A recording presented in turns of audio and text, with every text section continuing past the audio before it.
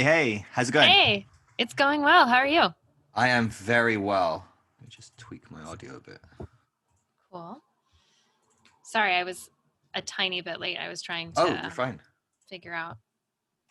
It was, yeah, computers. Yeah, I do know very well. Big time. It's cool. It's cool to see you've got like a full-on setup. You're wearing headphones, microphone.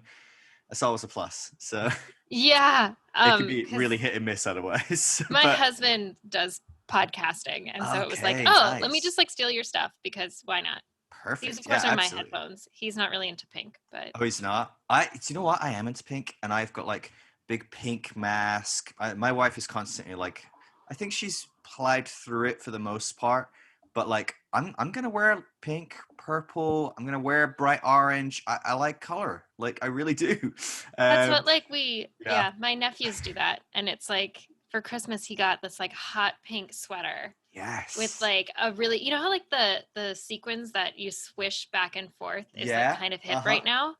So it has that in like a lightning bolt shape and he was like so excited to wear it, but because he's in kindergarten and they're like starting to be conscious of gender norms, Mm-hmm. it's Yeah. something that he like sometimes can't wear to school because he doesn't want to get made fun of. It makes me kind Yeah. of sad.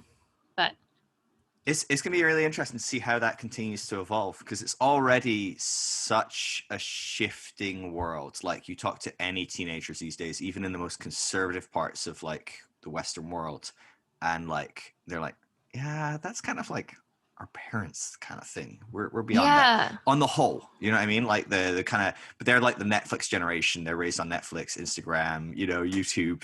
They're like so exposed to a whole other way of living. But obviously that isn't the case for people that are having kids right now, probably maybe my age, like mid to late 30s. So probably on the outer edges of being comfortable with that. Yeah. But their kids, give them a couple more years where they're kind of exposed to other ideas and they're going to be like, yeah, no, come on. Whatever. I definitely can. Like, but it's interesting to see that that's still a thing. Like, 4 or 5 years old and like kids are still going like, ooh, that's a girl's color and things. Like, how long will that last Right. is going to be And I really feel interesting.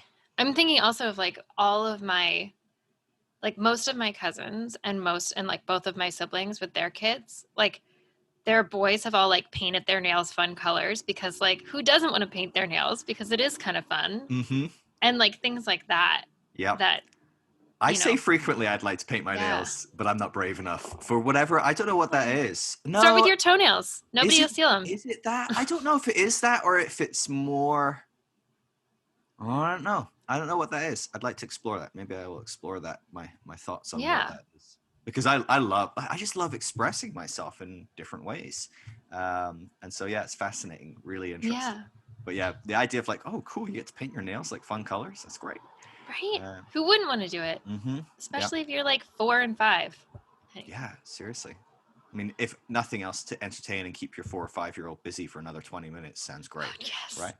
Totally. That's awesome. Well, thank you for coming on. I am really, really excited that you're here. Thanks for Um, reaching I, out. I love the stuff that you're posting. I find it so fascinating. It's obviously like a huge area within evangelical deconstructing, kind of neo-Christian, whatever that world is. I mean, there's 110 different types of categories that kind of are. We don't know where we are right now, or maybe we know exactly where we are right now, but we're definitely not where we were. Whatever that is, it tends to come with a whole host of like, whoa, I got really fucked up with sex stuff like most of my life. My Yeah. upbringing really screwed me up and like caused all sorts of shame and different stuff like that. And so it's really cool to see accounts like yours kind of helping people overcome sexual shame, exploring their sexuality and expressions of that, like overcoming that's really, really exciting. And so I love you post like so many Instagram videos, like on Instagram TV. Oh, So yeah, like totally. 10-minute clips. And I'm like, that's my window. I put out like, 3 hour long podcasts or whatever, but like, I'm going to either consume, like, I listened to podcasts the other day, it was 5 hours, and I was like, this is the best thing ever. Or I'm like, oh my God, this is like 18 minutes. I'm never listening to anything that long. I do like either or, but nothing in between. But Totally. yours Yeah. kind of grabbed me just the right amount of time. I'm like, I could listen about this topic for 10 minutes. That sounds great. And so, yeah, no, I love it. Why don't you kind of give a rough overview of like who you are? Because I don't actually, I watched you had like a small Instagram video kind of like talking about your backgrounds and a bit of like where you came from. But a lot of people won't know who you are that are going to be watching or listening to this. And also, I probably, even just having watched that little clip, don't really know much of who you are. I'd love to give you more room to explore that. I'd love to interrupt you as you go and go, wait, what? And extrapolate and explore some of those concepts. But from what I've heard of your clip, I'm like, this is an interesting person. And you have the interesting, it's quite unique for me, at least. I don't think I've had many people on my podcast so far that have come from a more Catholic background as well. So you're not coming from a particularly evangelical background per se. So yeah, let's get into that and let's see where it goes. But I'd love to hear more of your story. Sweet. Can I ask you one quick question? Please. If I say something that I'm like, oh shit, after the fact, I'm like, I shouldn't have said that. Totally fine. I can like email you and be like, hey, cut that one out. Let me know. Ideally, let me know in the moment, and I can Okay. I'll write down the time and cut it because it makes it easier for me to cut rather than like trying to figure out where it was. Where it was. Because Awesome. my memory is a sieve. But yeah, no, absolutely. You can. There's nothing on my end. You can say, do anything on this. Awesome. But it obviously, like, we all go, oh yeah, and then that guy Steve, and then you're like, shit, I just totally outed Steve or whatever. You know? Exactly. We all have those moments on podcasts, so it's totally cool. Fine. Okay, yeah. And then the other thing is, I can curse if I. Oh, as much as you Okay. want. Yeah. I'm not gonna like make a habit out of it, hopefully, but like. Oh, it's fine. I am a human being. My goal is to like eke it out of more and more people, like that have kind of starting to explore their free, liberated self to express as they desire. I'm like, yes, throw in some F-bombs. Yes. We can just start with that. Fuck. Exactly. Yeah. Cool. So, a little bit about me. So yeah. I think probably the most interesting thing to start with is just like my story of how I came to be where I currently am. And if I were to start with anything, I would say that like, yeah, okay, I was raised super Catholic. And by super Catholic, I actually mean like in probably the most conservative diocese in the United States. The parish that I grew up in still does not to this day have female altar servers, which is like super unheard of in the US. And even within that diocese now, it's absurd that they don't allow them. That's like the one thing that Catholics usually let women do, right? It's like, you know, like they're giving no crumbs, like nothing. Yeah. So yeah. And I even had like amazing, but, you know. I'm sure this comes up in like the evangelical world, but we were even told at some point in time by a priest growing up that like women can be really distracting when they're reading. Because like I find that often it's very, very hard to focus. Right? Because we're just so sexually attractive that like your mind totally goes to the wrong thing, even if you're reading scripture. The cadence of their voice, I'm immediately like fantasizing all sorts of things. Yeah. Of course, that priest ends up running off with our choir director eventually. So, you know, it is what it is. But that's the environment I was raised in. Wow. And I was really into it, you know, like I'm sure like most people who are raised in that environment, some people sort of take to it and some people don't. And I really, really took to it and loved it and felt like this is, you know, I had experiences that felt really infused with the divine. And in specific, there was one that was really, really powerful. And I had a mentor when I was in high school who I was really into like theater and drama and stuff like that. And I majored in theater in college, but I had this amazing mentor and we grew really close. And as I was leaving for college, I was in his office and we were chatting. And all of a sudden we just fell into this beautiful gaze of just like staring into each other's eyes and holding and like beholding each other's presence. And in that moment, I had this experience of like, if only the whole world loved each other like this. This is what God intended, for us to like love each other in this so full way. And in that moment, I really felt as though we were dipping into like the infinite pool of love that is God. And somehow through this gaze, through this shared connection with this other person, you're able to connect to that infinite pool of love. And sort of like put a dipper into it and then pour it out over like the rest of your existence and all the other people you come in contact with and all that kind of stuff from this experience of, in a way, unconditional love from another person. And it felt so profound and so important to me. And, you know, one of the things that he said, especially for people going into theater, you know that it's like a lottery ticket situation where it may not work out. And he told me as I was leaving for college that, you know, like if you end up deciding that welding is your path, it's okay. Like you won't have disappointed me as your mentor by going into welding. And, you know, welding has consistently been like a stand-in in my life for any of the other things that I've done that are not theatrical. And it just felt so important to give that, to have that permission from somebody to be like, you don't have to live into my expectations of you in order for you to be deserving of my love. Sure. Yeah. And to both experience that and then be able to feel like I could experience that in return back to him and then be able to like dip into this infinite pool of love, like I said. So that was incredible and very profound. And then I went to college, and I think it was my junior year of college. I had this incredible professor. His name I will give. Peter Savetta is a fucking incredible professor. Unfortunately, he doesn't teach anymore at Northwestern University, but he did, and he was amazing. And he, in office hours one day, sort of chatted with me and said, you know, he was going through a divorce at the time. And I'm not exactly sure how this topic came up, but he described to me the idea that like he and his wife, as he was in this process of divorcing, they were sort of like, you're a rope, right? As you're married, you like intertwine with another person in a lot of ways. And he was in this process of unraveling and untangling that rope and really figuring out which threads were his and which threads were hers. And as he said that, being an INFP in Myers-Briggs, I always feel my way to understanding. And I could feel in that moment that his description of that was the exact same feeling that my mentor had had for me as I was leaving for college. And it was in that moment that I realized, oh no, that wasn't a mentor-mentee relationship. Yes, that was an aspect of it, but he was also romantically in love with me. And that was devastating to my image of God, which had been very clearly, you know, there are good things and there are bad things. Very binary, Yeah. And like, fortunately in the Catholic Church, you have like a little delineation of sin where you've got like mortal sins that completely separate you from God, things like murder. And you've got venial sins, which like gossiping, telling a white lie,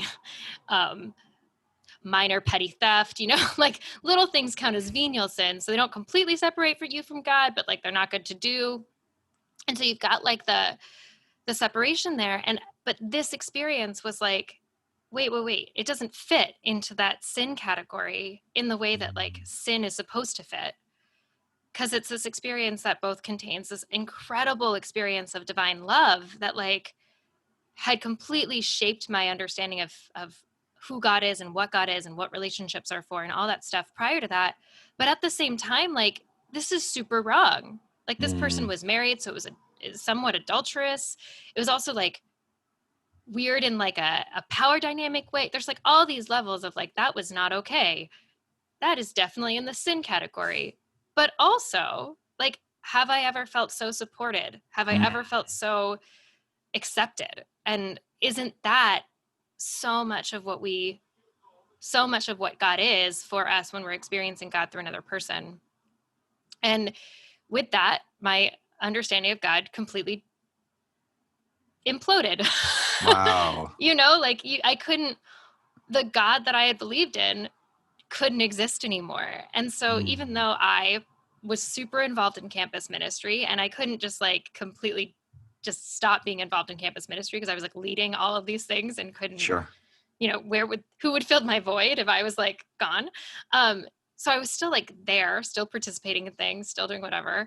But in my mind, I was like, this God doesn't exist. Like, I'm going to mass still because like, if I wasn't going to mass, someone would notice, but I wasn't receiving communion, which for it's always an awkward one.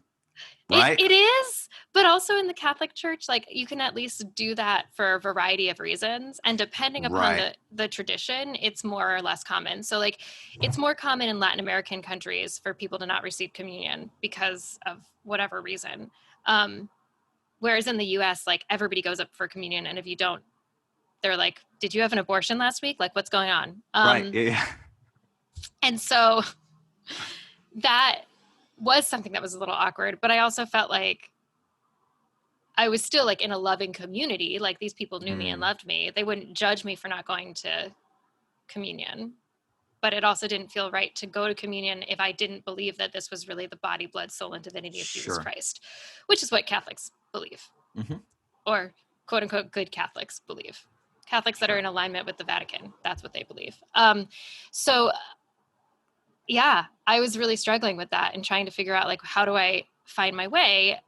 And unlike somebody who would just say like, oh, well, God completely doesn't exist and spirituality is bullshit. Like I had an experience of the divine that still resonated as very much real. And so in a way I had to make this choice of, do I choose to, you know, do I choose to adhere to this understanding of God that was given to me? Or do I choose to pick my own experience of the divine and push this other side away? And it was almost a choice of like, which one would be more painful? Would it be more painful for me to leave my own experience aside and adhere to what was taught to me? Or would it be more painful for me to, or would it be better for me, less painful for me to adhere to my own beliefs and what I've actually experienced, my own experience versus my non-experience? Which is something we can go back to when we talk about spiral dynamics eventually, because we will. Oh, good. Yes. Or like Ken Wilber, things like that. Yeah. Because I think that's like ultimately the shift that is so essential, is like choose your experience over choosing communal prescripted ideology. Yeah. It's so tough though, right? Because we're just wired to feel safe and comfortable and accepted. And you're looking at these options and like there is a safety and a comfort and a familiarity in each of those in different dynamics in different ways. And you're left trying to measure up, which is more important, my mommy or my daddy? Or I mean, it's like in this horrible place. So you got to make some sort of like decision where you're pulled in two different ways, and both have a very real, meaningful place on one level. It's really fascinating. But so were you just utterly like, okay, so that's it, there is no God, kind of like bam, like, because you're talking about this kind of dynamic of like there's some form of divine connection, love. Were you ever like, okay, yeah, but that doesn't need to be God, that could be something different? Or were you always kind of pulled within this kind of more kind of orthodox Christian box you were trying to still figure it out in? Like how did that work for you? So like I definitely, while I was still in college, like it would have been too much for me to try to extract myself from the community while also, like that would have been just too much work, especially because that was literally most of my social connection was through campus ministry. And so like, you don't want to lose all your friends in the process of. How far through college was this? This was like junior year, like partway through junior year. Yeah.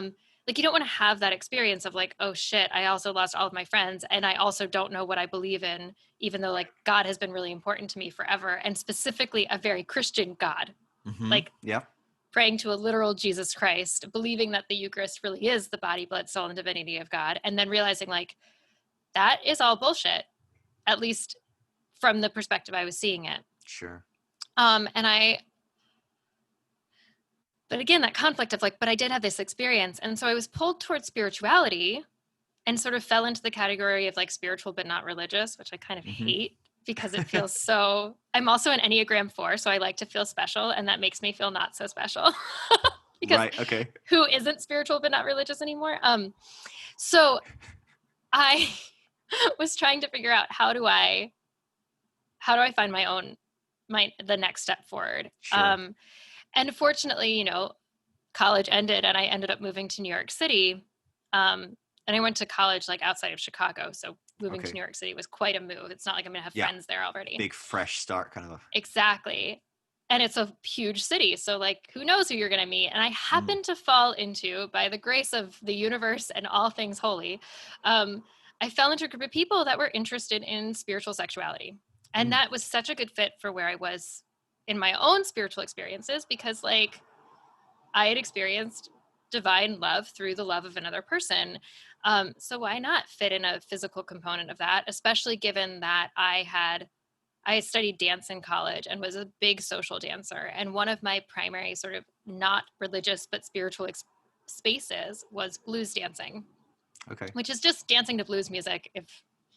And you can Google it and find these really great things. And it's slow and it's connected and it's, yeah, I could go into a whole spirituality of partner dancing and why I think it's a spiritual experience, but it requires a lot of like surrender, but also assertion of yourself and that interplay of it's like a conversation. So that was really cool as a spiritual place. And I also knew that like physically connecting with people felt really good. And also like the spiritual component of finding God through another person felt really important to me. So fell into this group of spiritual sexuality folks. And also at the same time, dated somebody who suggested, I think you should read Ken Wilber's Brief History of Everything. Wow. So I did read it. And as I read it, I was like, oh, this is what's going on. That's Using the incredible. spiral dynamics colors. It's like, I'm going from like amber to orangish green. And it felt like, okay, now I have a path. I know that I'm not like backsliding. I know I'm not going to like a sinful place anymore. I know I'm actually headed to ultimately like growth and something more. And that this is, I could then trust sort of that I was walking in the right direction and not have that fear that, you know, I also use the language a lot when I was thinking about sort of not feeling like God existed, that you're like holding on to a rope as you're leaning off of the edge of a cliff. And if you let go of the rope, you're just going to fall. And Peter Savetta, that same professor I mentioned before, suggested to me, what if you let go of the rope and you didn't fall? Like, what if you flew instead or something along those lines? And so letting go of that rope of the God that I had believed in, the Catholic God, as it was taught to me, allowed me to, with the help of this Ken Wilber path of like, okay, cool, there's actually a trajectory here, allowed me to say, okay, I can fly. I can like trust that the wings are going to sprout and I'll be okay. And so with that, I was able to like explore Tantra and Taoist sexual practices and a little bit of Kabbalah. And through those things, figure out how it was that the Christian story of what is could also be true from this other standpoint.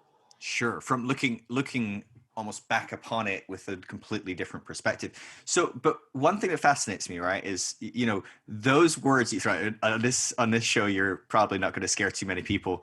But the average Christian, you just say the word Tantra or Taoist or Buddhist or, you know, any of these kind of buzzwords that like are just like danger, danger, danger, demons, you know, evil. Was because there's a thing of when we are letting go of some of our prior spirituality, or we're going, oh, I don't believe in that anymore, and we start moving into new areas and go, that's exciting, that's interesting.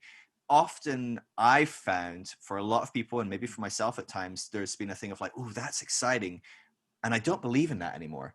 But on some level, I'm also going, but what if that is sitting there behind me with a big stick ready to hit me on the head for eternity if I'm wrong? Like, did you have any of that dynamic of going like, oh, but a good Catholic girl doesn't look at Tantra or Taoism, and what if I'm wrong? What will God think? Or did you have any of those kind of like tensions of being pulled in a few directions? I think I did, right? There were definitely like the days when I can remember at some point in time going back to Northwestern for something.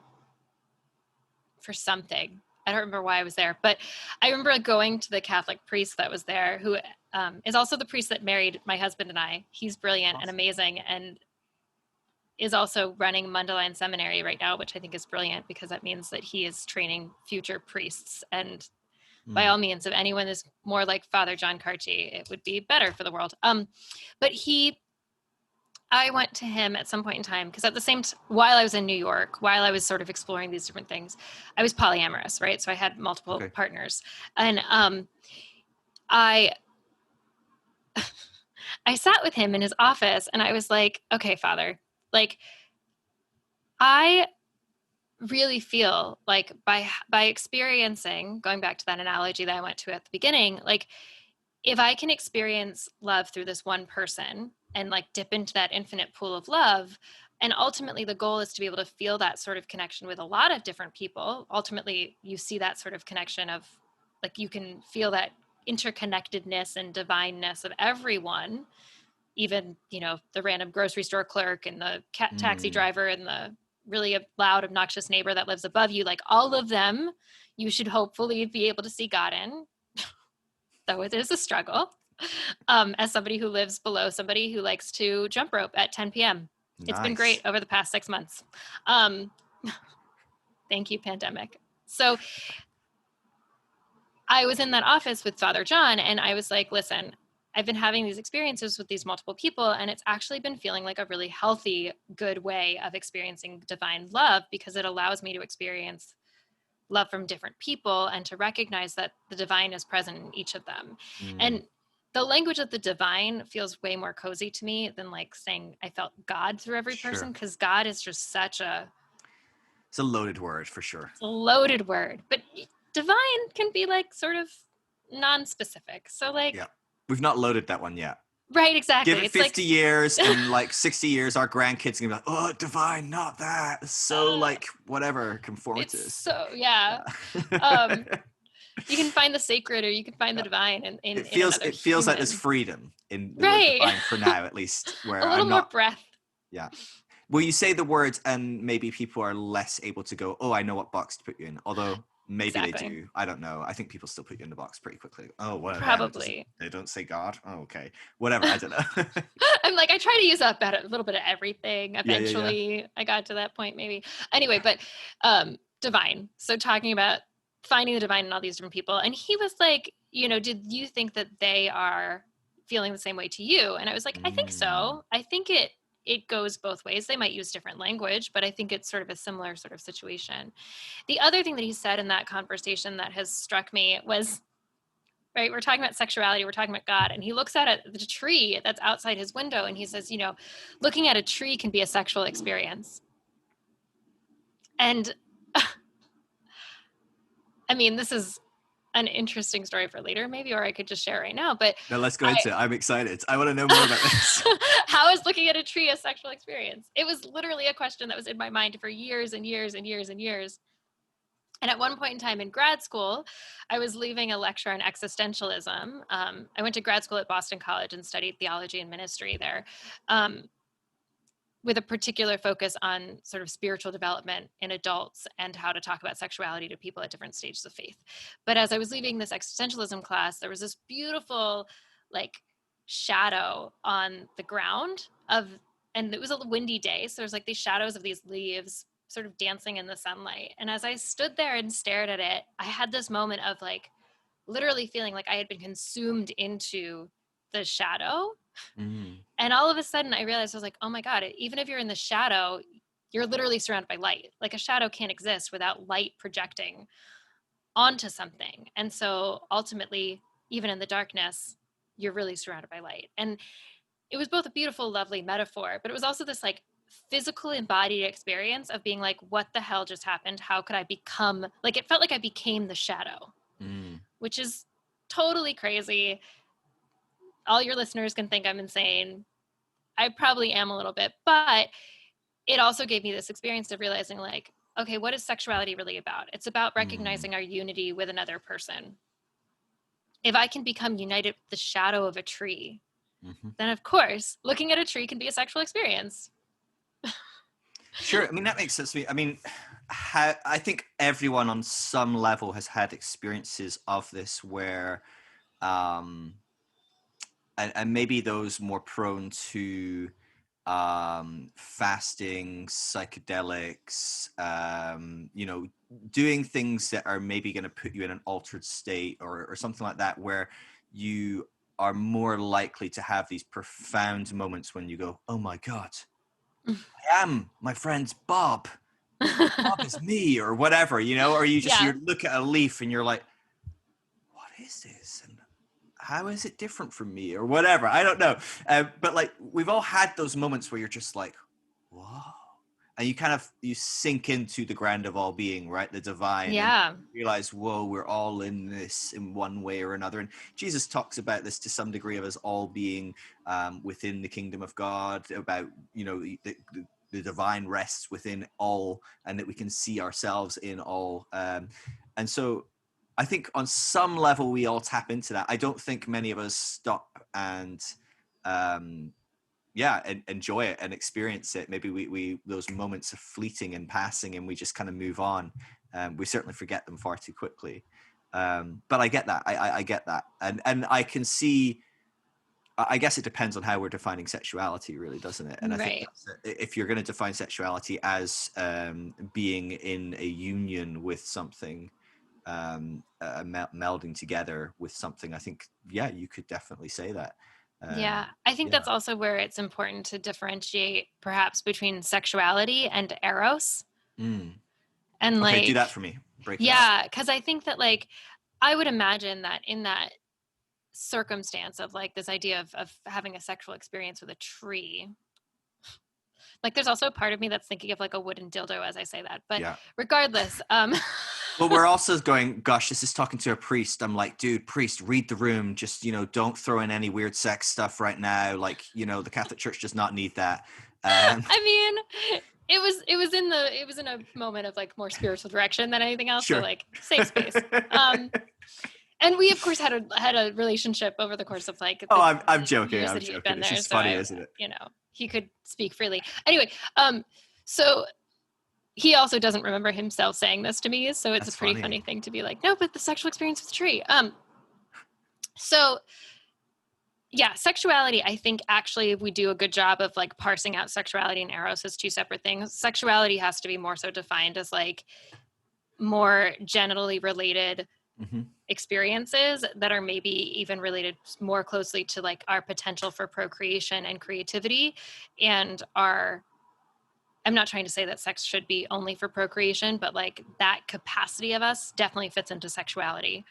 And how we relate to that, in addition to how we desire to feel pleasure in our bodies with the assistance of other people being there or without that.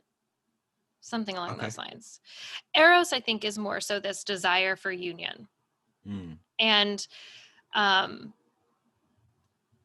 there's a lot of places that we can look and pull the definition of eros from. Like, Plato talks about it, I think. I'm not great with like ancient philosophy, but Plato definitely talks about eros as more of like an expansive thing where it's our understanding of our interconnectedness and like our desire for union with another person, or our desire for union with life itself. I think you mentioned that you're a fan of Joseph Campbell, in the way that Joseph Campbell talks about how, we're not seeking a meaning when we're talking about life. We're actually seeking an experience of being alive. And so that desire for that experience of being alive, I think I would call eros. And so that is far broader and encompasses so much more than just the sexual. One of my favorite people who talks about eros is Mark Gaffney, who is he was a rabbi. He's a very conflict-oriented individual. If you Google him, you will not like who he is, but he says some brilliant things. And one of the things that he talks about is that the sexual models the erotic, but does not exhaust it. So sexuality can help us understand what eros is. But if the only place where we're finding eros in our lives, if that only place where we're finding that desire for union and that expansiveness and understanding of interconnectivity of all of creation, then the sexual will in fact break down. Because the sexual can't hold the totality of eros. Eros is such a larger thing that if we try to push it all into if we try to push all of Eros into sexuality, sexuality becomes, it falls apart, it crumbles in the ways that like we can all point to in life, right? The Me Too movement, sexual assault, the child sexual abuse stuff that happened in the Catholic Church, and is not only in the Catholic Church, but other religious or institutions generally. Wherever you give people power and connect God to it, there's probably sexual abuse. If we're only finding sex, if we're only finding Eros and sexuality, the sexual breaks down and all this weird dysfunction occurs. It could also be like not even just like,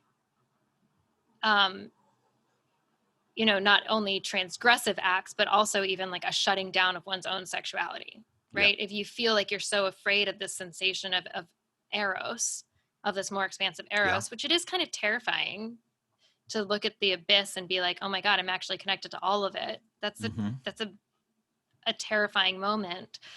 The sexual will also break down in that moment, and it might become more of a shutting down of your whole sexual experience rather than an opening up to it in a transgressive ways. But, sure, I can see that.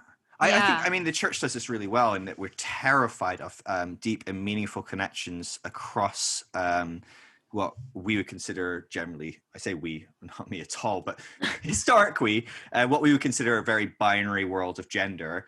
As soon as you have guys hanging out with girls, it's terrifying, right? We don't want that connection that, of course, on many levels, what isn't built around this need for connection, to be desired, to desire, to connect and be close and to be intimate, whether it's sexual or not. Now, some of those relationships are sexual, of course. In the church, it's like, you know, get your seatbelt on, wrap yourself in bubble wrap, and then like you can pop that when you get married. But like the danger is like, you know, they're so terrified of meaningful, intimate relationships that cross that barrier. And to the point where you see like people that are like married in the church who have like no friends of the opposite sex, and you're like, huh? Like most of my friends are female. I'd say 70% of my closest friends are female, and so I've always been like, this is weird. Especially when I lived in America, it was like to an nth degree. Like they were terrified that you were gonna like accidentally impregnate any woman you were left in a room with. Like, which I'm like, that was never gonna happen because I could never convince any girls to date me. Never mind, like, you know, go there. But like, it feels like there's this fear, not just of the sexuality, but actually.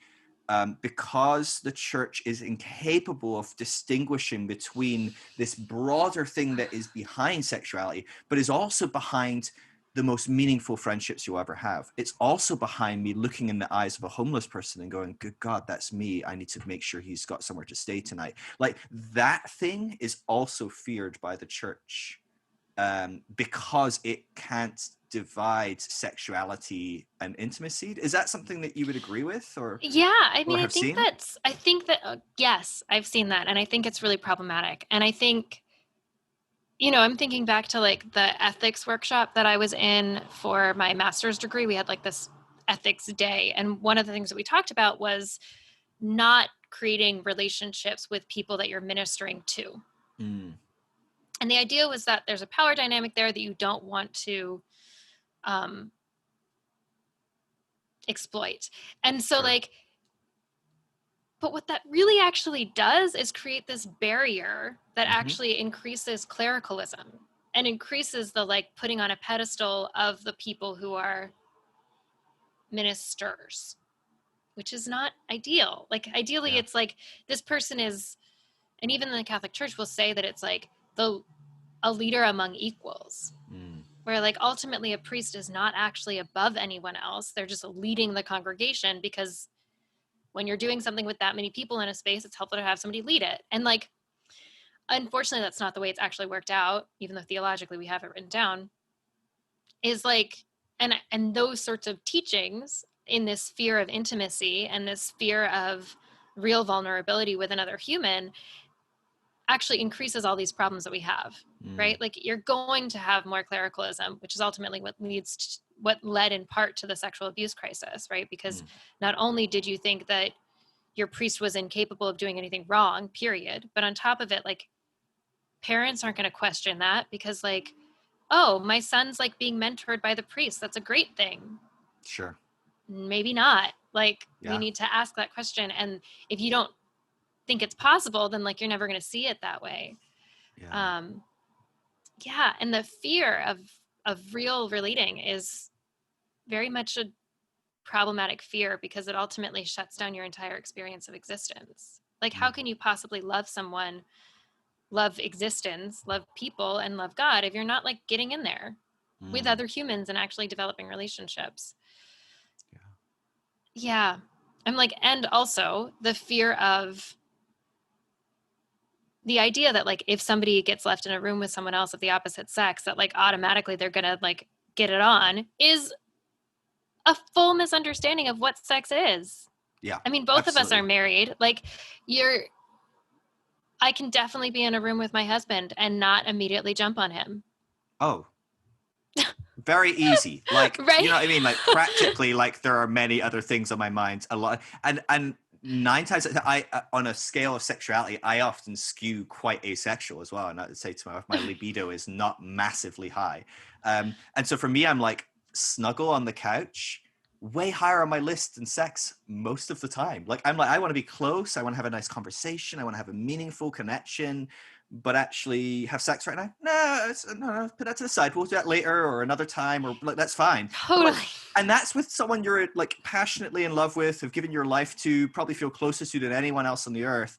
Like, so why do we assume that like any other person that I connect to, I'll immediately want to have sex? Like, it's just like there's such a limited understanding of what it means to connect to another human being.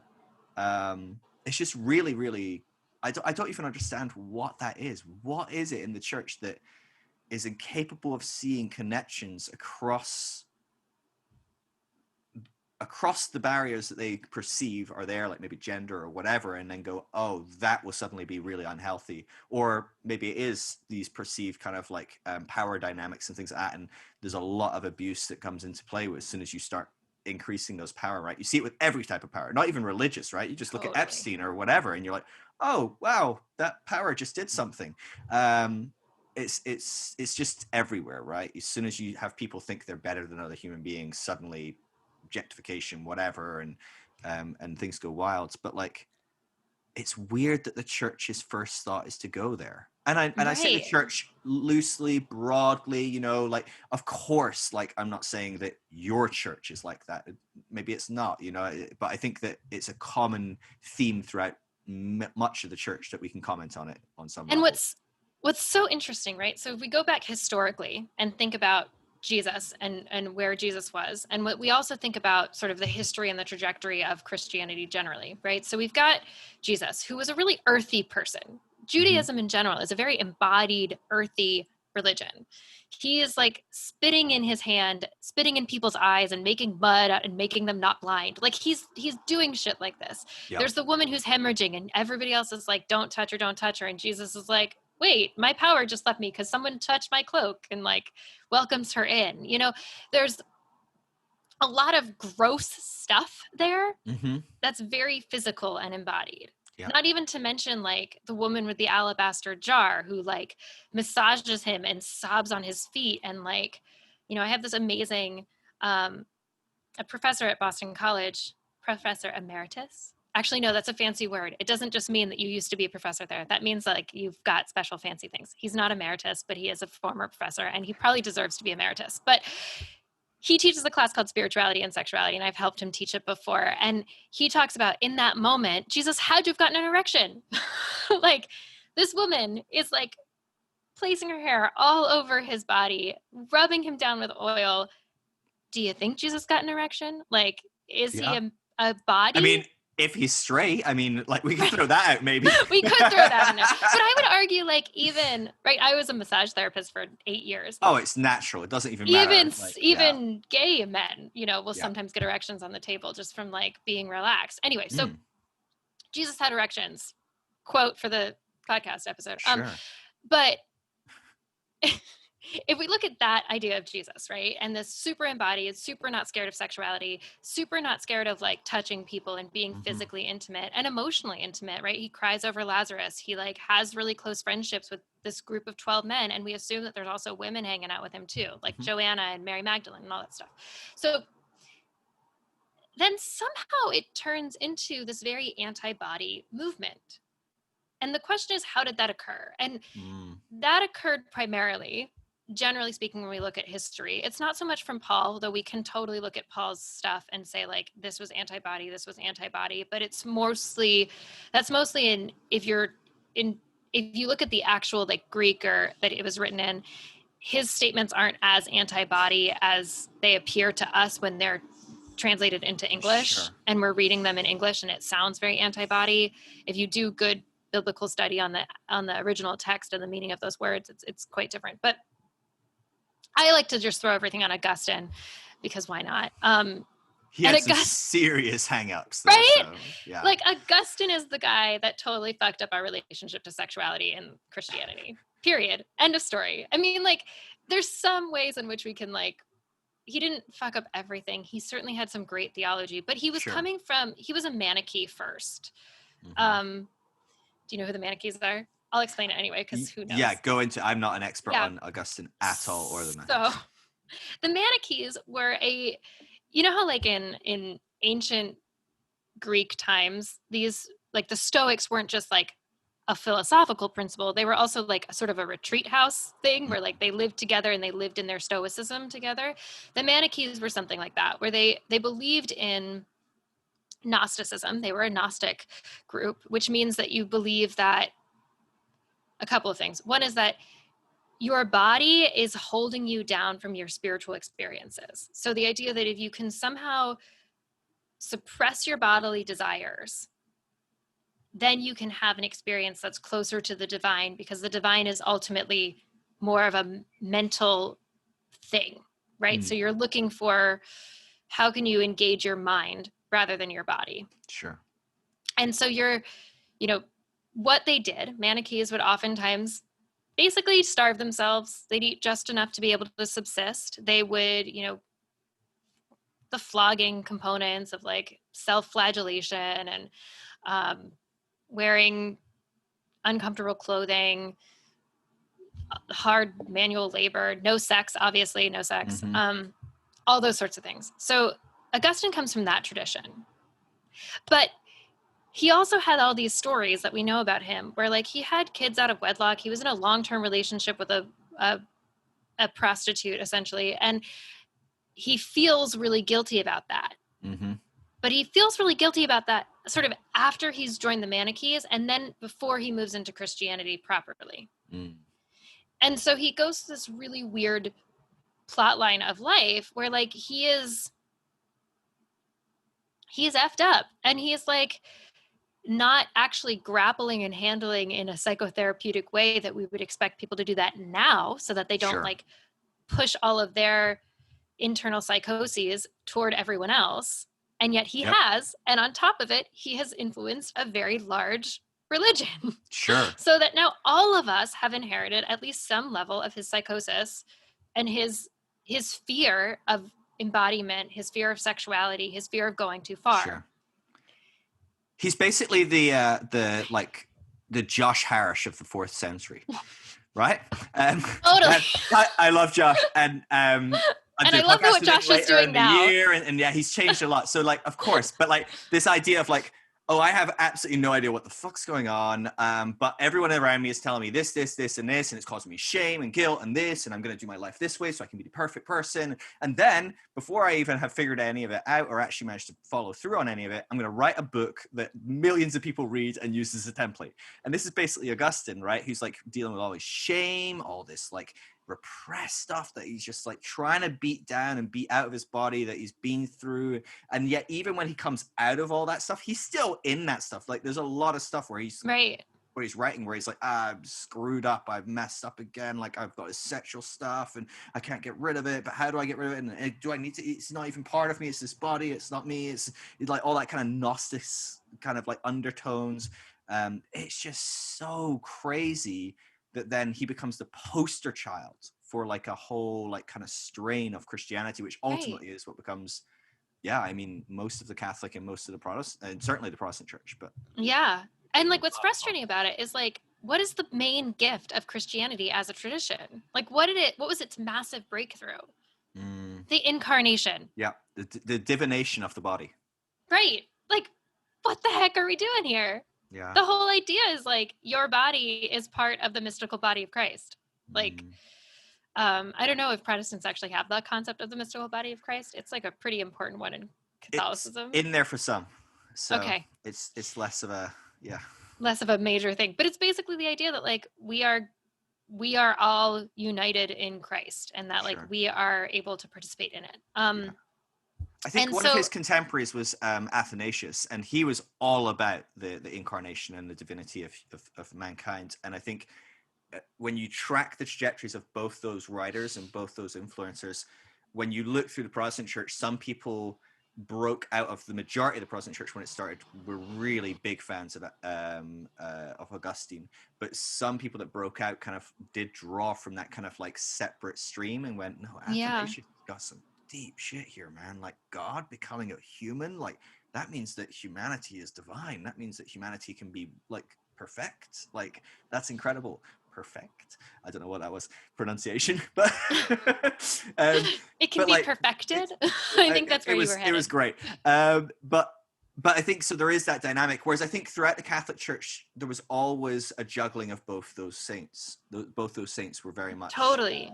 revered, and so you never completely kind of rejected Athanasius's kind of like divine body, divine humanity, the incarnation, that kind of concept, from my understanding at least. Yeah, it's an interesting thing because you've got like this thread of the more like scholarly oriented folks, like the Augustine Aquinas people, but then there's also always this like thread of mysticism, and I think Athanasius is sort of closer to the mystics than he is to the Augustine folks. I think that this would be a really fun time to bring up spiral dynamics, though, because I think that it explains a lot of what's going on with Augustine. So, do you want to take turns explaining the different memes? Yeah, go for it. It would be way more fun to do that. Yeah. Why don't you start with like where Augustine is? Because most people that are listening to this probably have explored spiral dynamics or heard it about 10 times via me on some level. Great, beautiful. Okay, so we can just dive in. If you haven't, right, pause this podcast, go back to episode like 30 something, where there is like 7 episodes that are 17 hours long in total, and go listen to my spiral dynamics. There's no excuse for you not to understand. All right, and then come back 17 hours from now and hit play. No, we will go over it in kind of like broad.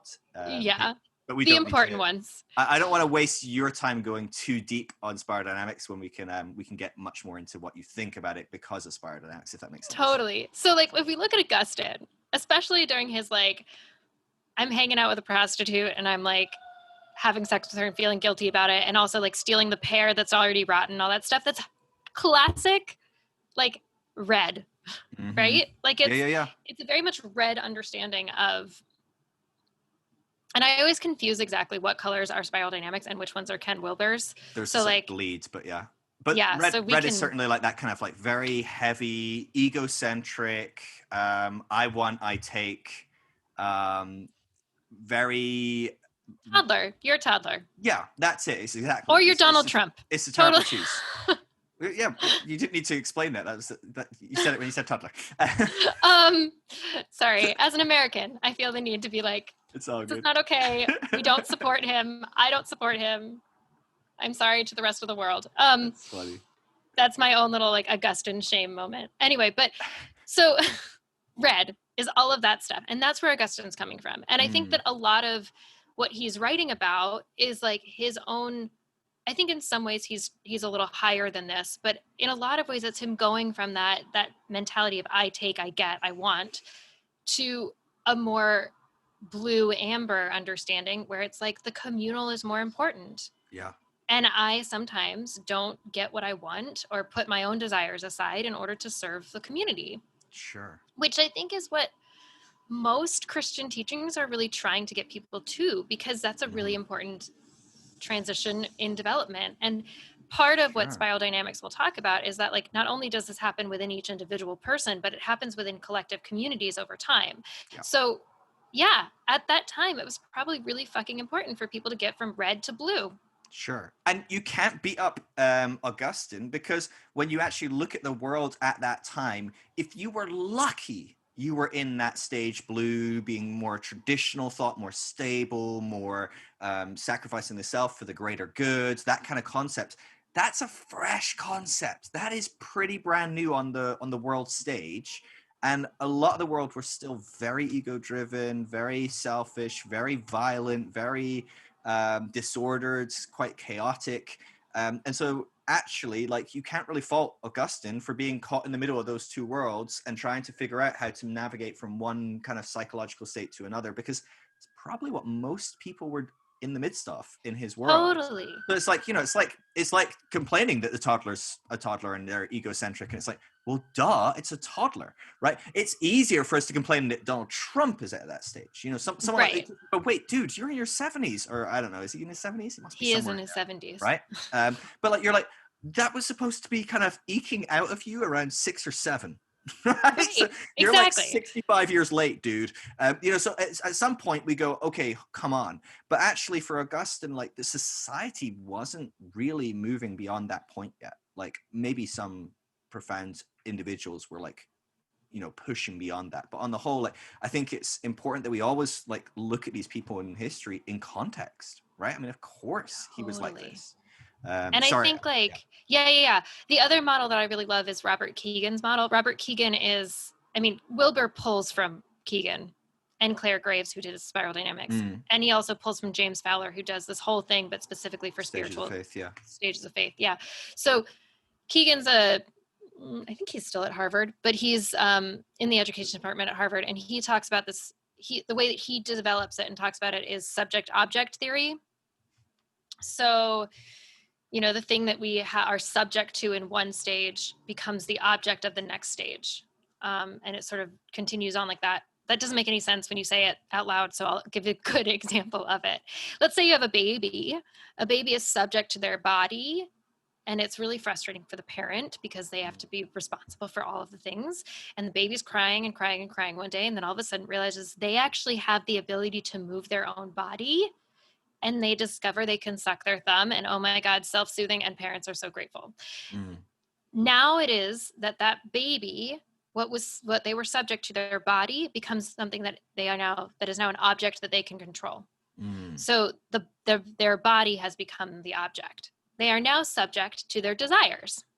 They are now in sort of stage 2. There's one that I always skip in there because that's 0 to 1, and then whatever, it doesn't matter. So when you're subject to your desires, you are that toddler who's like, I want the cookie, I go get the cookie. Right. I'm still that toddler, but yeah. Yeah. I mean, as adults, we can choose when we want to do it, and that means we're not really subject to it, but cookies are amazing regardless of how old you are. So, toddler reaches out for the cookie and grabs it, or you tell the toddler to sit down and they still like wiggle because they are not they're subject to their desires. And eventually at a certain point, somewhere, ideally this happens, it's interesting because like this is actually gonna persist for quite some time, and we hope that people by the time they get to like high school get out of it, really. So you're in some level of this sort of stage for quite some time, and that transition ends up being that like, okay, cool, now I know how to sit in class and listen and not speak up. I know how to like concentrate. I know how to like tell my parents if I'm running late to get home, all those sorts of things. And then you're moving into stage 3. So now you understand that your desires are things that you acknowledge, but also that there's a community collective that you need to be a part of and you need to participate in that. So now, of course, this is what you're subject to is that collective experience. So whether that be in the church of like you're subject to the collective teachings of the church, or if you're subject to like, I'm in the theater kids in high school, and so I do all the things that theater kids do. They like Rent. Sure. I like Rent. Even though I don't love Rent, I actually like something else. I say I like Rent because I want to fit in with the group. The next thing that you become, the subject-object theory thing that I sort of alluded to earlier when I was talking about, do I trust my own experience or do I trust the thing that the community is telling me, is when you start to actually be no longer subject to the community. So you see the community's experiences and beliefs as object. And now you become subject to your own self-evolving existence. So you become self-authoring is the fancy term that Keegan uses. But in that self-authoring, now you can choose what you're going to do. So you can look at and see okay, the church teaches this, Augustine says this, Hinduism says this, Judaism says this, Taoism says this, and I as the individual get to choose which ones I take and which ones I don't take. Wow. And that, I think, is really what, like, that's the process of deconstruction when you're Sure. talking about it. Yeah. That's when it all starts to unravel, for sure, right? Totally. Once you start going, wait, I can think for myself. Wait, that's what you're doing anyway. You're thinking for yourself. That's a shit idea. Like, why am I signed up to this? Or yeah. Totally. And so when you start to actually like make that transition, it's like wildly uncomfortable and so scary. And a lot of times, like, it gets held in our bodies in these weird ways, but which is where the sexuality piece comes in. I haven't actually said this yet, but I work as a sex coach for Christians, specifically to help them through this process of this transition from like sort of the subject object component of like beliefs around a thing, and then how do you actually experience this for yourself and make your own decisions and all that kind of stuff. I don't usually pull out subject object theory while I'm coaching people, but it's a useful model you use to it, know. but yeah. That's always the case though, right? I mean, like, yeah. And like in spiral dynamics, if you're tracking this, Keegan's model is slightly different than spiral dynamics, but you're basically looking at that like blue to orange to green. Sure. So stage 4 in Keegan is orange and green in spiral dynamics, Wilbur, etc. Integral theory. That's so interesting. It's really fascinating. I need to research that more. Has he got any? Has he got a book or something specifically about? Totally, Keegan's got a lot of books. What would you recommend starting with? I would read The Evolving Self first. Okay. And you are familiar with James Fowler. So like James Fowler uses the same theory, but he's just putting it on to the idea of faith. Yeah. And of course, faith for him isn't actually a belief in God. Faith is like your belief in whatever it is that your underpinning beliefs are. So you could be atheist and still go through stages of faith. Yeah. And that's a really important thing to take note of. And that actually, like the atheistic turn is actually really important for people in a lot of ways, because it means that they're moving from stage 3 of faith to stage 4 of faith, where they are sort of actively engaged in the process of creating their own faith. Yeah. And for many, like, you can't get to later stages of faith that might be revolving around the divine, God, faith, maybe a specific faith, Hinduism, Buddhism, Christianity. For many, they can't get to that place without going through atheism, because they have to lose what they had. They have to, any concept of divine that they had before has to die. And I think that's why it's so funny for Christians, because they get so scared by people becoming atheists. But to me, I get psyched. I get excited. I'm like, oh, wow, you found out what you used to believe isn't true. That's exciting. What's next? Like, it's exciting. Totally. It's like you are actually at a point of like more spiritual growth, which is always what I start people with whenever I do, like I'm doing a training in a week, and always the thing that I start is like, you are growing. You're not backsliding, you're growing. Your doubts are proof that you are growing towards something better. And in the same way that like Mark Gaffney, that guy I mentioned before, who's a little controversial, one of my other favorite things that he says is the God you don't believe in doesn't exist. So like, if you stop believing in a God, it's because that image of God wasn't sufficient for reality. And it doesn't mean that, like, I think one thing that's really challenging for people is that they end up hating or feeling really spiteful toward where they came from. Yeah. And I think that's fine to feel for a little while, but if you really want to grow, it's important to like move beyond that. You've got to learn to integrate it, right? Right. So I don't want to like shame anybody if you're feeling spiteful toward where you were raised. By all means, hate it for a while because it's healthy, right? Yeah. There was I've literally stood in church and looked at the crucifix and said, fuck the church, like screamed it. And it was in one of those big, like cathedral style churches where like, fortunately I was alone. There was no one else there. And it just echoed and it felt so good. Highly recommend that experience for people. It was a much better picture in my head when you were in the middle of mass though. No, my sister's done that. I haven't done that. That's so funny. Wow. God, my sister and I, together we are a force of nature. So yes, if the Catholic Church doesn't allow female priests, it will probably be because of Amanda and I doing weird things like that in the middle of mass. So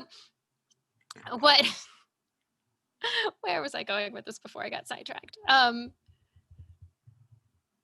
Fuck the church. You've got to come to peace with it, right? So like and part of that, got to come to peace with the fact that like, yeah, these people weren't teaching you something that was untrue. They were teaching you something that was sufficient for an earlier stage of development, Sure. which tells you more about where they're coming from rather than where God is or what God is or what the divine is or the universe or whatever language you want to use, because ultimately it doesn't matter. That which is. So trying to figure out like how do you come to that peace? And I think for me, a lot of that finding peace for myself was from learning these stages and models and being like, okay, cool, this person isn't wrong. My understanding of God wasn't untrue. It was just not the whole picture. And so what I've needed and what I've done is grow my image of God. What's also cool is knowing that now my image of God is much bigger, but it's probably not actually sufficient. In fact, it will never be sufficient, because understanding exactly what is going on in the universe is something that we can't know, right? Whether you're an astronomer who's understanding that like, okay, the universe is 13.1 billion years old. I have no idea how to fathom what a billion years is, because my brain is a human brain that thinks mostly in like 1 year increments if I'm lucky. Like maybe I can fathom what a decade is, but not even that really. Like, so it feels like it would be impossible for us, and it's really ultimately folly and great hubris to believe that I could possibly understand what the divine is. But what I can do is understand a little taste of it. And like to understand that, the divine is this massive thing, or the universe is this massive thing that we can't possibly understand. And you can't fit the entire ocean in like a thimble. But what you can do is have a little bit of the ocean in your thimble. And so the idea, I think, is to figure out how is it that I, as that thimble, can get that like a little part of me, that a little part of God is actually held in my thimble. And that's more important than understanding like what the fuck the ocean is, because you're gonna fail at that project. You can try by all means. I think that's why churches fail, is because they're trying to say I understand the entire ocean. And they're trying to be so black and white about it as well, right? So as soon as you make it a dualistic kind of concept of like, you can sum up the divine, you can sum up existence, you can sum up what this moment is, like you are nailing everything down, being fixed and going, we can't move from this spot. But everything moves forward, right? That's the very nature of the divine in this universe and existence and being, is it's constantly being dragged forwards, whether it likes it or not.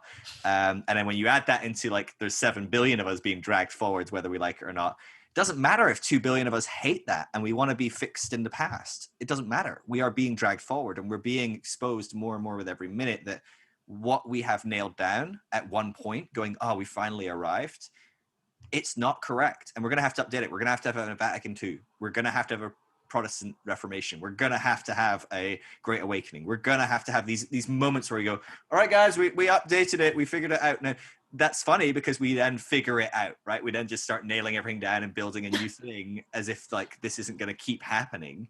But I think this is the beauty of once you, some people talk about integral theory and things like that as almost waking up, like they're like in maybe some of the later stages of this evolution, of this growth, you become aware, like almost having this self-awareness of going, oh, I'm just growing. It's just growth. And you realize, oh, that's what toddlers do. Oh, that's what teenagers do. Oh, that's what people do, like at this age or at this stage. And then you can look at your prior stage in your Christian upbringing and you go, well, that was really helpful for me. That was a good thing. That was amazing. That was exactly what I needed in that season of life. Now, unfortunately, it's never exactly what we need. But it was, for the most part, helpful. It really did. It gave me some stability and some certainty and some security in the time where I was in tumultuous like experience. And you go, yeah, that's not a bad thing. What's bad about it is that we then go, and this is the only way to live your life, and you should live this life for the next 70 years, because that's not necessarily going to be very healthy for you, and it will start to hinder you. It will start to hinder you when you start exploring, and or you wake up and you realize, oh gosh, I'm actually gay. Crap, because the static box that I'm in doesn't let me do that anymore. Like, Right. so what do I do now, right? And so I think it's just being aware, oh, these are helpful formative stages, because it allows you to look back on your prior self. And that's why we hate our prior stages, right? That's why we look back and go, this sucks. Is we hate Why the did I do people that thing? teaching it, but it's all just this big internal shame that we were deceived, that we were so stupid, that whatever, which isn't true, right? It's not that we were intentionally deceived by some, evil, whatever, the Pope, the pastor, whatever. These people are well-meaning people that it just still works for them. On some level or Exactly. another, it just works for them still. And And like, maybe they even know some of it's not true, but it works for them. So they're going to just keep doing it, and they expect it to work for others. what's so challenging, I think, is like, once you have that image of like, okay, this is growth for me, like, can you also feel compassion and be accepting of people who are at an earlier stage, even if they are in positions of power, Yeah. almost in particular, right? So like, Mm-hmm. how do I grow in compassion for the priest at my parents' parish who tells me a variety of things that I absolutely hate and will debate him on forever and ever and ever. Amen. Mm-hmm. Because like, he is just stuck. And I think it's really what's painful to me still is looking at an institution like the Catholic Church, which I deeply love because I was raised in it, and think that it grounded me in an understanding of God, or at least gave me experiences of the divine at an early age that I think I can still carry with me as like, Sure. that experience was real. My interpretation of it was, from a very particular lens, but the experience is still real, which I think is an important differentiation to have. Is like, if you had an experience of God when you were 7 and you believed that God was a man that lived in the sky and had a white beard, like, that experience is real. Your interpretation of it could use some updating. Sure. But like, how do I still have compassion for the people who do believe and are adults? Like, because there are adults in the world who believe that there is a man that lives in the sky that has sandals and a long beard, and like, there's a physical heaven that we will go to at some point in time that's like somewhere up there because of the ascension or whatever. Yeah. And that I find really challenging still. Yeah. I think when you start to look at, I think, man, me and my wife are watching a series on TV. It's a documentary series done by local television in the UK, and they're looking at people that get council homing, so homes from the state. And so we've got a fantastic safety net, and to be honest with you, in the UK, it's phenomenal. Like, no one needs to be homeless at all. And really, I the only understand person that, that's homeless is someone that has mental health issues. Like, and literally it's a any other choice rather person than would have a home if they needed. It's complex, it's messy, it's not perfect, blah, blah, blah. But the point being, you watch it, and I grew up so poor. Like, we grew up really poor. And even in that, I'm watching the show and I'm like, Jesus, some of these people's experiences and walks and life. And you look at that and I'm like, God, they need the traditional church. That's what they actually need. They need this community that will come in and be safe for them and love them and give them certainty and security and some stability and help them get back on their feet and be there for them and teach them some routine and different things. I'm talking about, like, one of the guys was like, he was arrested at 18 for armed robbery. He was an idiot child, right? He grew up in like a terrible situation that like formed him into someone that would be an armed robber at 18, went to jail for like, I think it was like 22 years, came out, and is in this like home given him by the government. They're assisting him with his income, and they're trying to get him jobs. No one's wanting to employ him, right? Because he's not a robber. And it's like, he's like in his like 40s now, and he's like, I'm not that kid anymore, and I've never had an opportunity to be that. But he doesn't even know how to like clean his house and keep it nice, and he doesn't have curtains on the wall because he's like, I don't know. He's like, I bought curtains, but I don't know how to put them on the wall, and no one's able to teach me how to hang a curtain. And I'm like, God, I want to go and quit my job and just spend a week with him and just hang out with him, like, teach him a few things. But I'm like, that's where the church comes in and is phenomenal. The church, however, is not phenomenal when you're I don't know, trying to build some, I don't know, green utopian society. It's like, and it's trying to drag people backwards and going, no gay, no this, no that, or whatever, no sex before marriage. But it actually is a really helpful thing for people in those, because this guy has lived red, right? He's Yeah. lived in that egocentric stage. You know, I'll go armed robbery. I don't have anyone that's taught me to lessen myself for the sake of community and all these different things. And you don't get to the later stages without going through those early stages. And so I look at some things and I'm like, of course we have someone like Trump in charge. Of course the evangelical church is such a big force in America, because a lot of America need that. They need the stability and the safety and the security and the whatever. But what is it for me to stop demonizing that, to stop tutting and rolling my eyes, or if I'm honest, much more likely get really angry every time I read the news, and instead to go, oh, of course that's what you need. How can I provide what you need in a better package? Right. Right? How can I create something that's a package that works for everyone rather than just for you or just for me, which is how we like to do things now. It's just such a different question, but you have to understand these stages before that ever works, right? Sorry, it's a big ramble, but I'm just like, I think this is so key to how we see and then integrate our past. Because I mean, I imagine this is a huge issue for you working with people, working through their sexual kind of hang-ups, purity culture stuff. Like, in my experience, most of the people working through that are not in a place to integrate and accept their kind of evangelical past or their Christian past. Or they're angry, they're upset, and that's a big part of moving forward in my experience. Would you I say mean, the same thing? Or?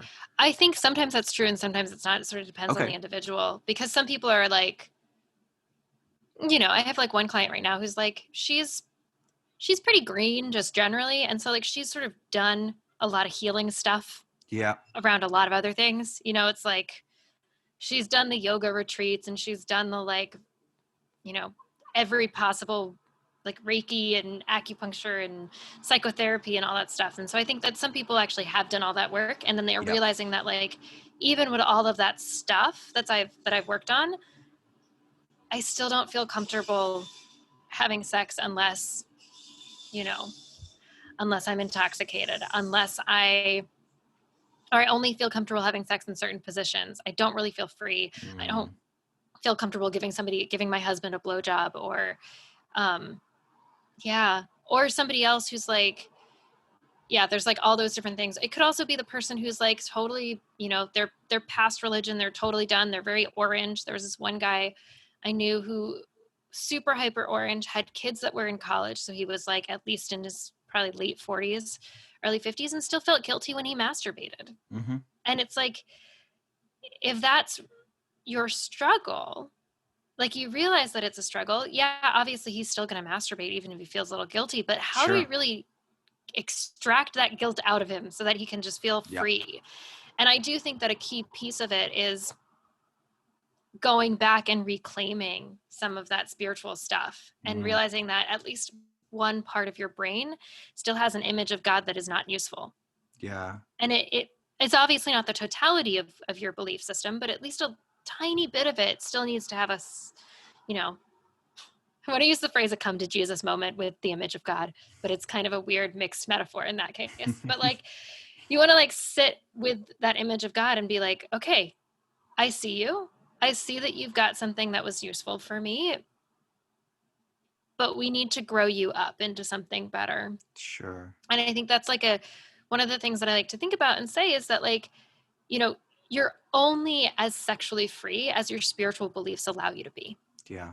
And so if any, and it's not even like your conscious spiritual beliefs, but even your unconscious spiritual beliefs. And I think those are the pieces that are like really, really deeply ingrained. Like I was telling my sister the other night, I was doing a meditation and I had a fight with my father-in-law that I wasn't feeling particularly proud of. And I thought to myself, I was like, what would God think of this experience? And I used the word God, which I usually don't, but I'd like listened to a meditation earlier that had used it and thought it would be useful. So I used that language, and God in my head was incredibly ashamed of everything I did and was very shaming of me in that moment. And I was like, that's not useful. That's not really helpful at all. Especially because like you're like, no, I want God to be like, Right. loving and accepting and like, being able to hold the whole experience. And then I shifted the language. I was like, okay, God, I'm putting you over here. Okay, Mary Magdalene, what do you think of this experience? And she was like, you are a fucking fierce, badass woman, and you totally did what you needed to do. And yeah, okay, we can work on the delivery in the future. And I was like, sweet. Interesting to know that I still have a little bit of patriarchal bullshit in my God image. Yeah. Like, that wouldn't have come up if it hadn't been for this, like, sort of not usually the way I pray. I'm usually like a more Buddhist meditation person, just like sit me in silence. And Sure. sometimes I use like imagery to help or like feeling into my body. But in this particular situation, it was really cool to be able to see that, like, interesting, that like God in my mind is still going to hate me in a way for being unempowered female person. Yeah. How do you help people walk through this? Because I got baggage galore, I reckon, in a whole host of different areas that I'm probably half-assedly working through. Like, if I'm honest, like I like to do the work, but like I'm scatterbrained and I do it in 13 different areas at once and never make any progress. But in my experience, people are dealing with so much shame, and this is maybe a little bit of a leading question because I've heard you speak on shame and I love it. But there's so much stuff there, like and it doesn't even have to be shame, but there's these things that create these default responses, right? Where when you dig deep, and it's like, it's not conscious, right? If I asked you consciously, what do you think is the nature of the divine, you wouldn't think this patriarchal asshole is going to shame me for saying something to my father-in-law, right? I mean, like, it's like, that's not how you would answer, right? And yet it turns out it's actually an accurate answer on some level. And so, like, what is it that has us holding on to those things, and how do we do that work? How do we kind of explore? I mean, that's a cool analogy of, like, taking it, like, the old graybeard guy out in the sky out, put it to the side and go, okay, what if I explore the divine as some sort of female attribute? Does that open it up differently? Or I love that. But are there different exercises you've worked with people to kind of help dig that stuff out? Because the subconscious stuff is subconscious, right? I don't know what weird stuff is fucking me up. I really don't know. I got some ideas, but I'm going to go through like 2 different practices. I'm going to write them down first so that, like, I don't forget.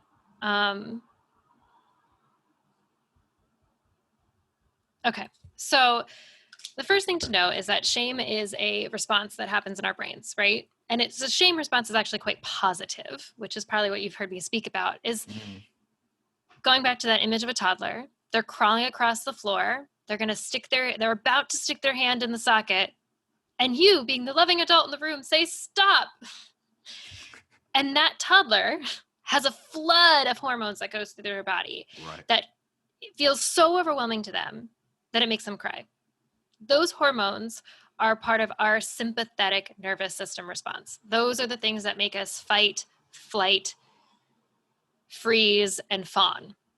And a lot of times in our bodies, when we're that little, it's such an overwhelming response of hormones that, like, we just get overwhelmed and we cry. Sure. I mean, we still do, right? As adults, maybe. Exactly. I do, right? We totally still do. It's sometimes, it's like if you're feeling embarrassed, that's also a sympathetic nervous system response. And ultimately, right, if you're having this experience, usually people don't see me unless they're somewhat conscious of the fact that this is what's going on. It's like they think about having sex, or they think about masturbating, and they start to feel a little shame or guilt, or they do it, and then after the fact they feel really guilty, and they pray about it and they confess their sins and that sort of thing. But recognizing that shame response is actually like, okay, it's a physiological thing that's going to happen. And it's the result of a loving, caring adult coming into the space and telling you this is unsafe. Sure. So it's actually a protective mechanism, which is really great to have. Maybe not for masturbation, but it's a really useful thing to have some sort of protective mechanism. So it's cool to know that it's a protective mechanism first and foremost. The second thing is to note that, like, let's say this happened in real life. The kid starts screaming after they almost touch the thing and you tell them to stop. Being the loving, caring adult in the room, you're going to walk over to them, scoop them up, and coddle them and hug them and give them kisses and pet them and make them feel better and tell them it's all okay and they didn't do anything wrong and this is fine and whatever. So we get to do the same thing for ourselves as adults. Like, the self-parenting role has to come into play. And so the first thing I usually have people do is to literally just do a physical, like a mental exercise of this, where, you know, first you give yourself permission to explore the conversation, because permission giving is so important. Even if it feels kind of simplistic, it's always the first step, giving yourself Sure. permission. Then we go into, okay, what's the shame? Like, what does the shame response come up against? And then we ask the shame what it's trying to protect you from or protect you for, right? So like, what's the protective mechanism there? And then can you have a conversation with the shame that's trying to protect you? And like, give it a fun name, like Lorraine or something. Some like old lady name where you can like imagine her like shaming you. And she looks at you or you look at her and you tell her, you know, thank you so much for helping me, for protecting me from, you know, getting pregnant before I was married. If it's like you're shamed about having sex before marriage, or, you know, not being able to develop good relationships or whatever it is, you know, like you can figure out just use your imagination to figure out like, what is it that this person was trying to protect me from? And sometimes it could even be like protecting me from going to hell. And you're like, thanks, Lorraine, for trying to protect me from going to hell. But I don't really believe that hell's a thing anymore. And I really know that like being in touch with my body is going to be safe and good. And so I can trust myself to take care of me and make sure I don't go to hell. But thank you so much for your service. And so often, just giving that part of yourself acknowledgement that it exists and that ultimately it's trying to help you can do so much for you to just release a little bit of that shame. And it's a practice that like you do it once and then you do it again and you do it again and you do it again until finally it sort of works. Yeah. On a more practical physical level, there's a couple things. And I'm going to use the masturbation example because it seems to be the one that comes up most for people. Obviously, people are really also ashamed of like, inbox. Yeah. A lot of people also, of course, are ashamed of having sex generally or whatever, dressing in a sexy way, whatever it is, right? Having a relationship that's a friendship with somebody of the opposite sex. Me doing my nails, maybe. I don't know. Exactly. You doing your nails. Talk to yourself. What is it trying to protect you from? The other thing that's really cool to do is to neurologically connect that behavior that you associate shame with something that's positive that you don't have shame around. So basically that's using a neurological concept that neurons that fire together wire together. Yeah. Right? So if every time that you've ever masturbated for your entire life, you felt shame, it's in your brain. Right? It's in there on a neurological, like cellular level that shame response lights up when you start to touch yourself. And so how do we shut that down in a very physical way? And so this involves, first off, really engaging your parasympathetic nervous system, right? So your sympathetic nervous system is the fight or flight response. Your parasympathetic nervous system is resting, digesting, healing, all those good things. So you start by doing something that's going to put you in a parasympathetic state, something that's relaxing. Maybe you take a bath. Maybe you listen to your favorite podcast. Maybe you read a book, light a candle, sip some tea, whatever it is that's going to calm you down. On a physical level, you might start with gentle touch of places in your body that don't feel quite so triggering. Maybe you're going to play with your hair. Maybe you're going to touch your shoulder. Maybe you're going to, I always have feathers around. I have a feather right here. So maybe you're going to take a feather and you're going to like brush the inside of your arm because that is automatically going to calm you down. Inside of your arms are really, really sensitive. So is any place where you bend. Nice little tip for if you're making out with somebody. You want to kiss something more interesting? Kiss something that bends. Inside of the wrist, inside of the arm, the elbow pit, behind the knee. Tip. Right? Fun. So do something that's going to calm you down.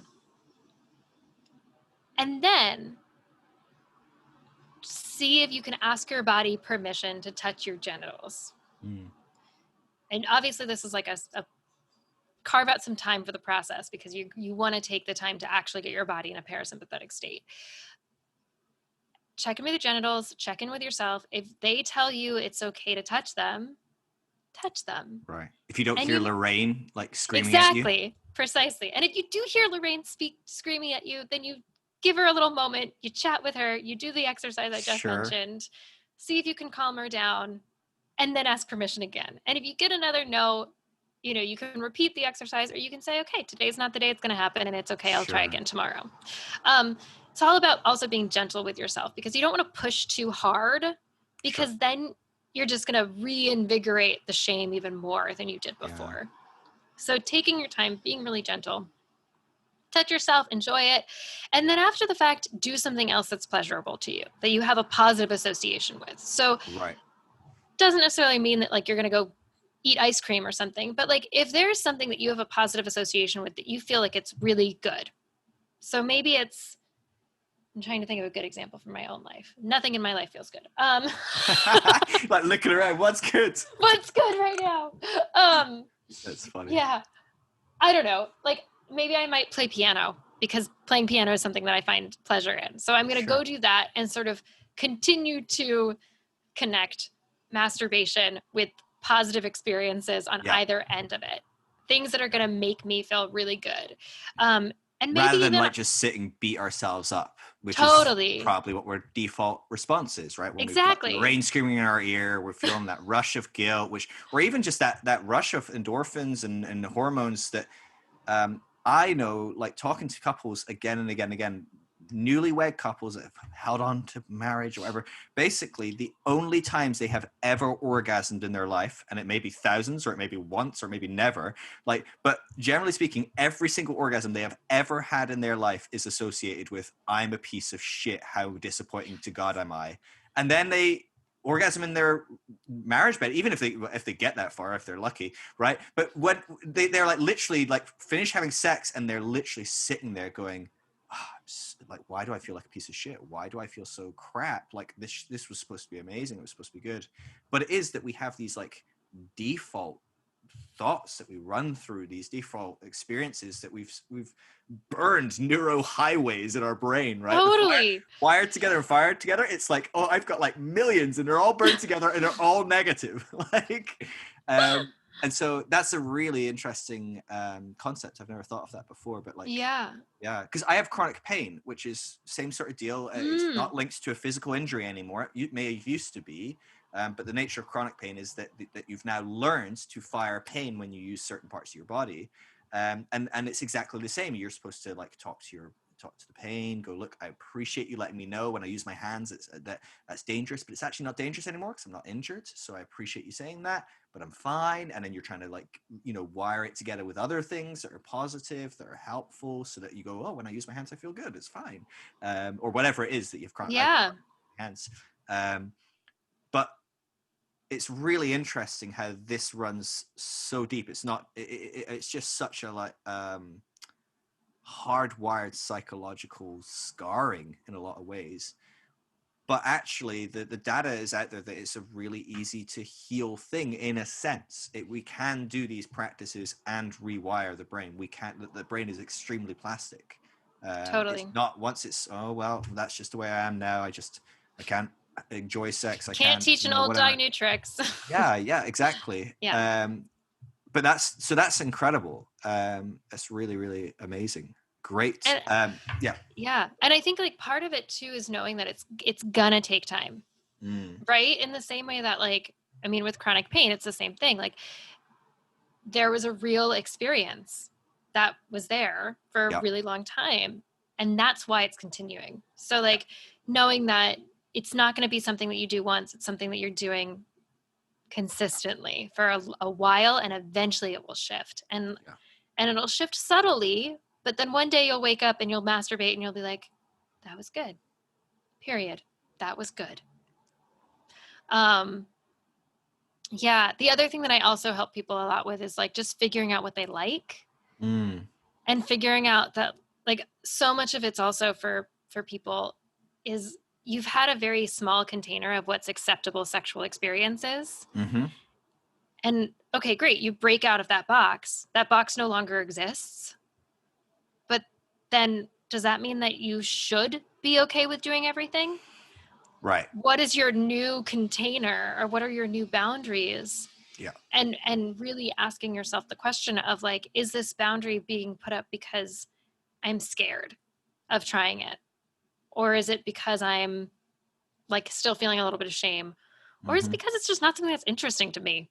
Which like, you don't have to try stuff that's not interesting to you, even if you're, sexually empowered and alive and free. Like, That's if I part don't of want being to, empowered and free, right? exactly. It's like, if I don't ever want to wear a dog collar, I don't ever have to fucking wear a dog collar. Like, that's Yep. just not my place. That's not my thing. And that doesn't mean there's anything wrong with people who do that. That also No. doesn't mean there's anything wrong with me for deciding that's not something I want. But it's, being able to craft your own container and really actually knowing what those boundaries are. Yeah. Which is where Tantra comes in. Okay, talk to me about that. Oh, actually, hold on. Pause. Right, I'll write Tantra down because I want to go on that. But I'm just intrigued because a really linked component of this that I've seen again and again. I've had people talk to me again and again about. I don't know why people talk to me about anything, to be honest with you, but these things specifically, I'm like, I have never on any level publicly ever claimed to know anything about sex. So I don't know why people are going, hey, my marriage, I'm experiencing this, is this normal or whatever? I guess because it's linked to deconstruction or whatever, but I don't know. So please stop emailing me and start messaging Rachel. But one of the things that I'm fascinated by in that conversation of discovering what you like, discovering what you're into, all these different things, something that happens again and again. And I'll put my hand up and go, I am shit at this. I have like shame, vulnerability issues, whatever it is, communicating what we like, communicating like, hey, would you like this? Do you like that? Or even communicating, hey, I think I'd like to try this or that. And that is it's a vulnerable thing for the vast majority of people to do anyway. But I think there's something about having been in the church where, good God, you don't mention anything that like, because it's bad enough, right? If you masturbate at 16, right, which is like hello, like that's like something I do hourly. You should be masturbating exactly, at 16. but I'm feeling terrible about it constantly, and I'm certainly not like, so I feel bad about that, and I'm on my best day, I'm trying to figure out how to feel brave enough to tell my leader I did it again, and like I need prayer or whatever, and my accountability beating each other up or whatever, all that kind of crazy fucked up shit, right? But that's hard enough. Never mind for me to go, oh hey, and it was to this type of porn which I really like, like that's like, we're not geared around that, right? We're not having that conversation, right? It's not a like, oh, so what do you like? What are your kinks? Like, what are that just doesn't happen. And I think even more so for females, I think. So for males it's one thing, but I think for females there's this like weird purity model of like, you're basically supposed to have no sexuality at all, and then you're supposed to be some flipping sexual deviant that's usually linked to all the porn I watched as a child, right? Like, or not child, as a teenager. But like you're supposed to then suddenly become one of these porn stars that like knows everything and does everything. But like, so women even more so have spent all this time repressing any sexual thoughts of going, well, I'm not supposed to. And I know that's a broad generalization. I know that's not everyone's experience, but it's maybe an experience that the church tries to impose. Like, do you have tips for people that are looking to, and again, I'm asking myself, I'm like, I want to learn how to be more vulnerable and open, and part of that's just write some Brene Brown shit or something. It's like, just be more vulnerable, right? But I can imagine that you have some thoughts on how people go about not just discovering what they like, but learning to communicate what they like, or even something that I'm fascinated about. I was reading Linda K. Klein's Pure. I was rereading it recently because I'm going to interview her. Amazing book on purity culture, really good stuff. But she talks about, what was she saying that was so relevant to this? She was talking about, it's totally slipped my mind. Anyway, let's pause there, and if it comes back, it comes back. But do you have thoughts on this kind of area? Yeah. So there's a couple things. One is that admitting to yourself that you want something and being able to communicate that with somebody else is two different processes, right? Sure. So for being able to admit to yourself that you like something, I think it's really helpful to put yourself in communities that encourage openness, right? So that community could be something as simple as like listening to podcasts, being in like my Facebook group, or, having a coach that's being supportive of you in that space. Or it could be, finding the local high-end sex store in your neighborhood and going to their workshops, and through there being like, okay, I'm in an environment, especially if you're at a workshop where like most of those workshops are not hands-on. So you don't have to worry about like, I'm going to have to touch somebody. It's mostly like informative. So you're sitting there and you're like, you just know that you're in a sex positive community. Yeah. where you're around people that can talk about this stuff, that can normalize it for you, because that's mostly what's really important. And I know for myself, like what was so helpful was having both partners that, like, people I was dating who were open sexually and were open-minded sexually, so that I did have, in particular, one person I dated was somebody where any desire I had, I could bring to him and say, let's try this. And he was totally game. And like feeling that space of being like, it's all going to be okay. I'm not going to get judged for wanting this or wanting to try this. Like, he's going to. And on the other hand, his work was also to like, okay, great. I don't actually know anything about rope bondage. Let me go do research on it so that I can like do a basic tie and not kill you. And when you're in a partnership, then that means that like you're doing this collectively, right? So it's like we're collectively learning this thing, knowing that when you start doing it, it's not going to be sexy yet. Sure. Right? Yeah. Like, Yeah. you know, I have a couple of You're going to clients get rope burned the first time because no idea what's happening. Right. Exactly. I have a couple of clients right now who like really want to try anal play. It's not going to be great the first time. Right. Like, maybe if you're lucky, it will be, but like, you're going to have to take some practice. And there's really great resources out there, which is awesome to know about. Sure. You can, I mean, it's 2020, guys. Like, right. It's an amazing world we live in to educate, for sure. And like, one of my favorite places to look for educational videos on sex is the Alexander Institute.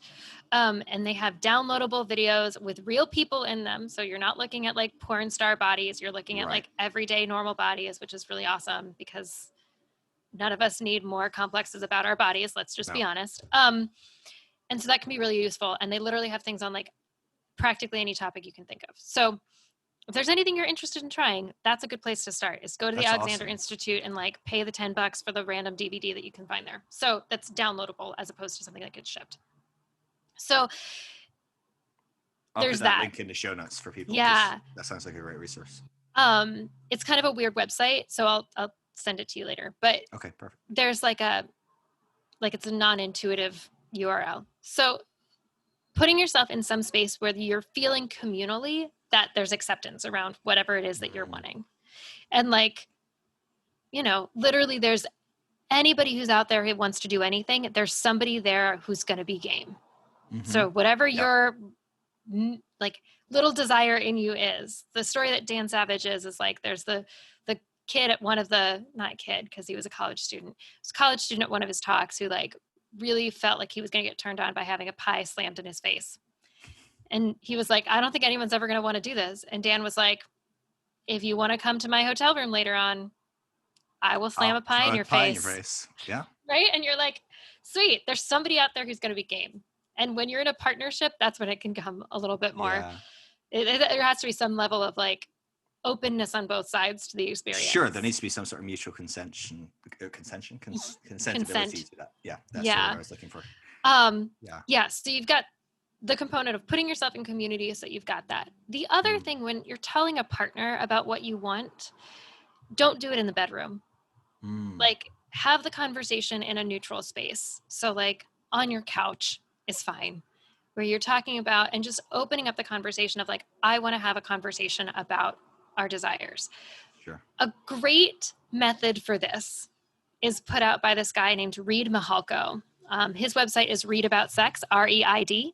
And he has this thing called the difficult conversations format or outline, something along those lines. What he says to do, which I love and I use all the time, I've used this with like my bosses when I've tried to like negotiate stuff. I've used it with my husband. I've used it with my mom. I've used it with like professors. It works for everybody on any topic. But you start by saying, is this a good time to talk?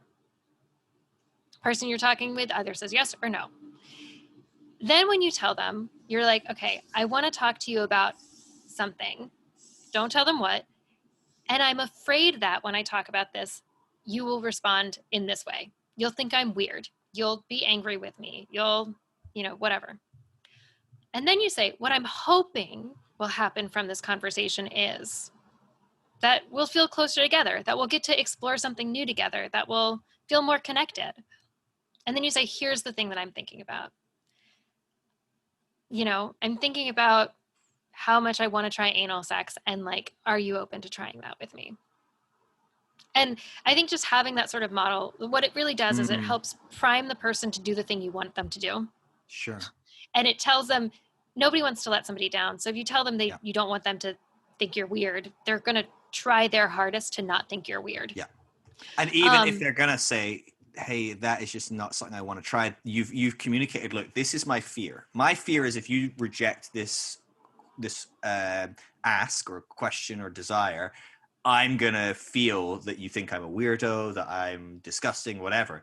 So when you've given them the parameters of that, at least they can say, look, I don't want to do that, but it's not because I think that's weird or it's disgusting. I think that's a really normal desire for some people to have, but I feel right now I'm not ready for that. I feel a bit uncomfortable with my own body or whatever, but they can, I think that's a beautiful component of like, when you make yourself vulnerable and share what your fears are, people generally speaking want to try and make sure they coddle those fears in a safe place, you know, and go, look, that's not what we're going to be poking at. Yeah. I get that. Yeah. Because generally speaking, you're in the bedroom and you go, hey, let's try anal. And your wife goes, oh no, I don't want to do that. You immediately, those fears are the things that you're in your head. You're going, oh, she hates me. She thinks I'm disgusting. Oh God, I can't even look at her for the next 3 days, or, you know, and it was probably none of that. Right. Right. And like rejection, it feels so much bigger when it comes to our sexuality. Right. Like, well, everyone feels rejection more when they have an erection. That too. I just think that's a rule for life. I've just made that up on the spot, but I think it's a truism that will last the ages. I like it. It rhymes. That's good. Yeah. That model I think is a really helpful one. And you can even use it for like even having the conversation about desires.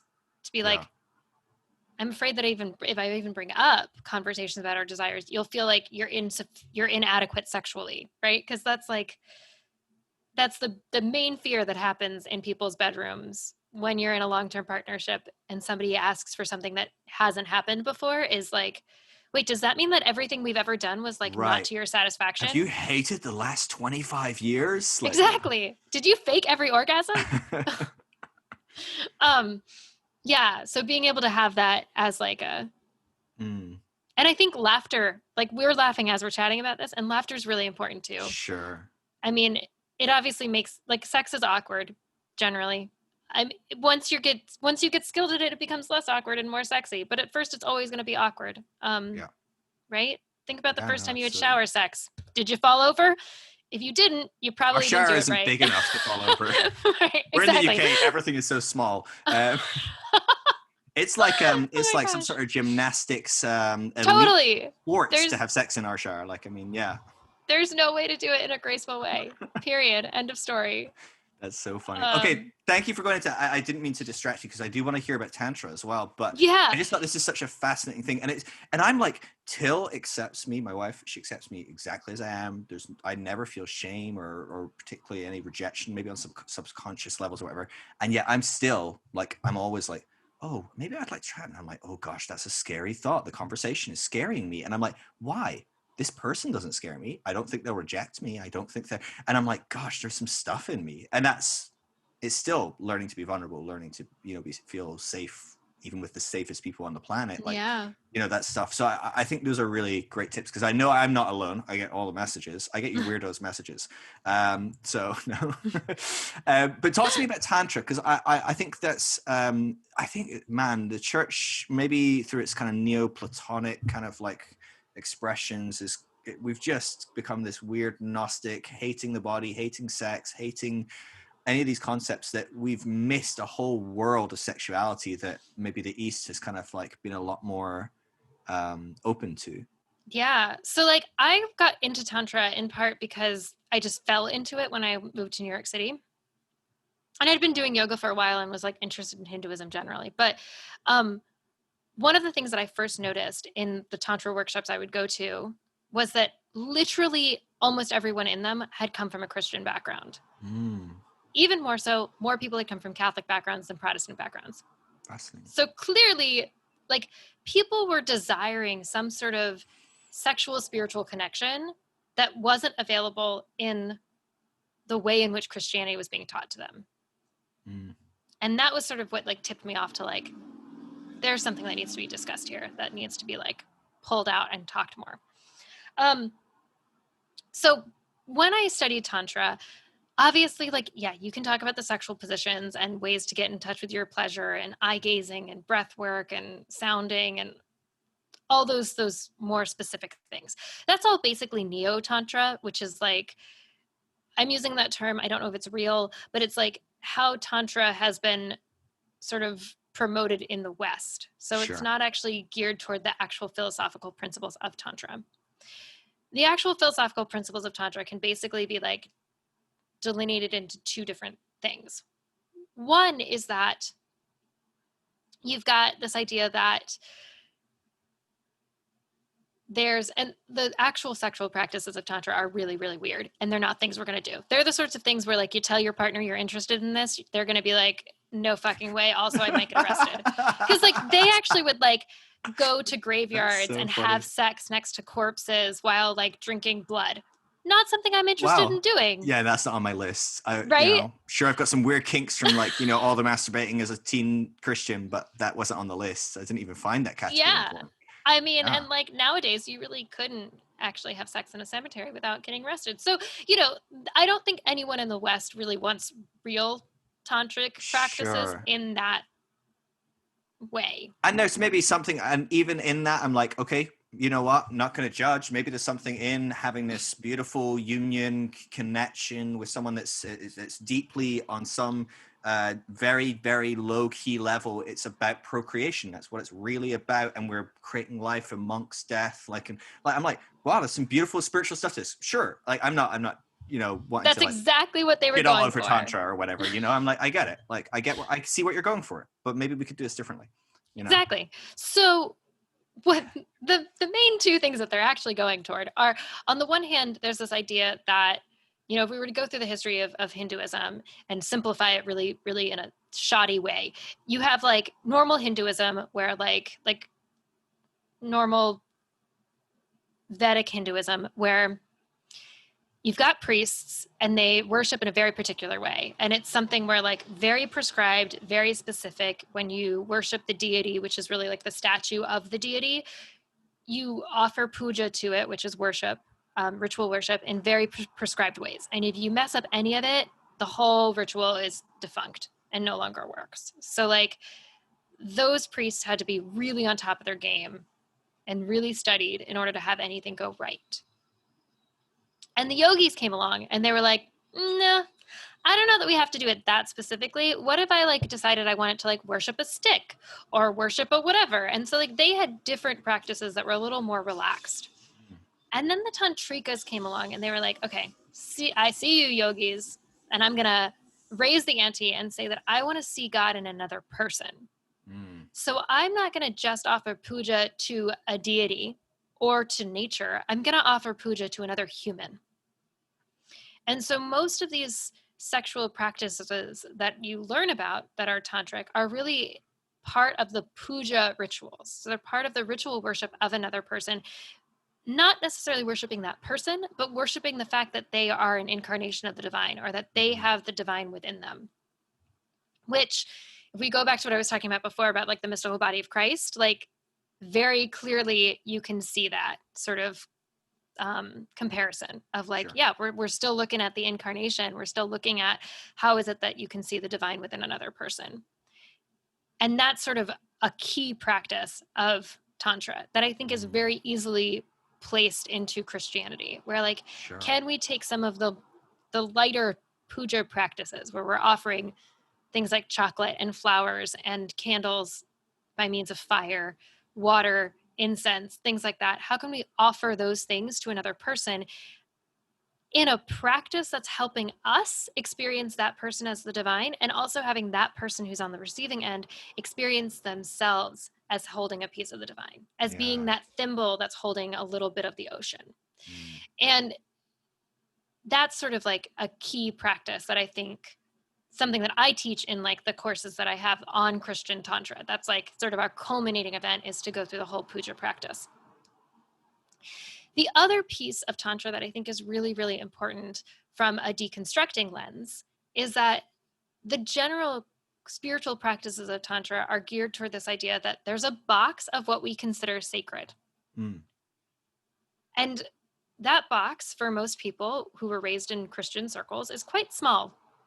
And the idea that tantrikas are trying to do is to say, okay, cool, this is the box of what I think is sacred, but what about all the stuff out of that? Is there a way that I can do something that is profane and try it out and see if that also makes me feel closer to the divine or less close to the divine?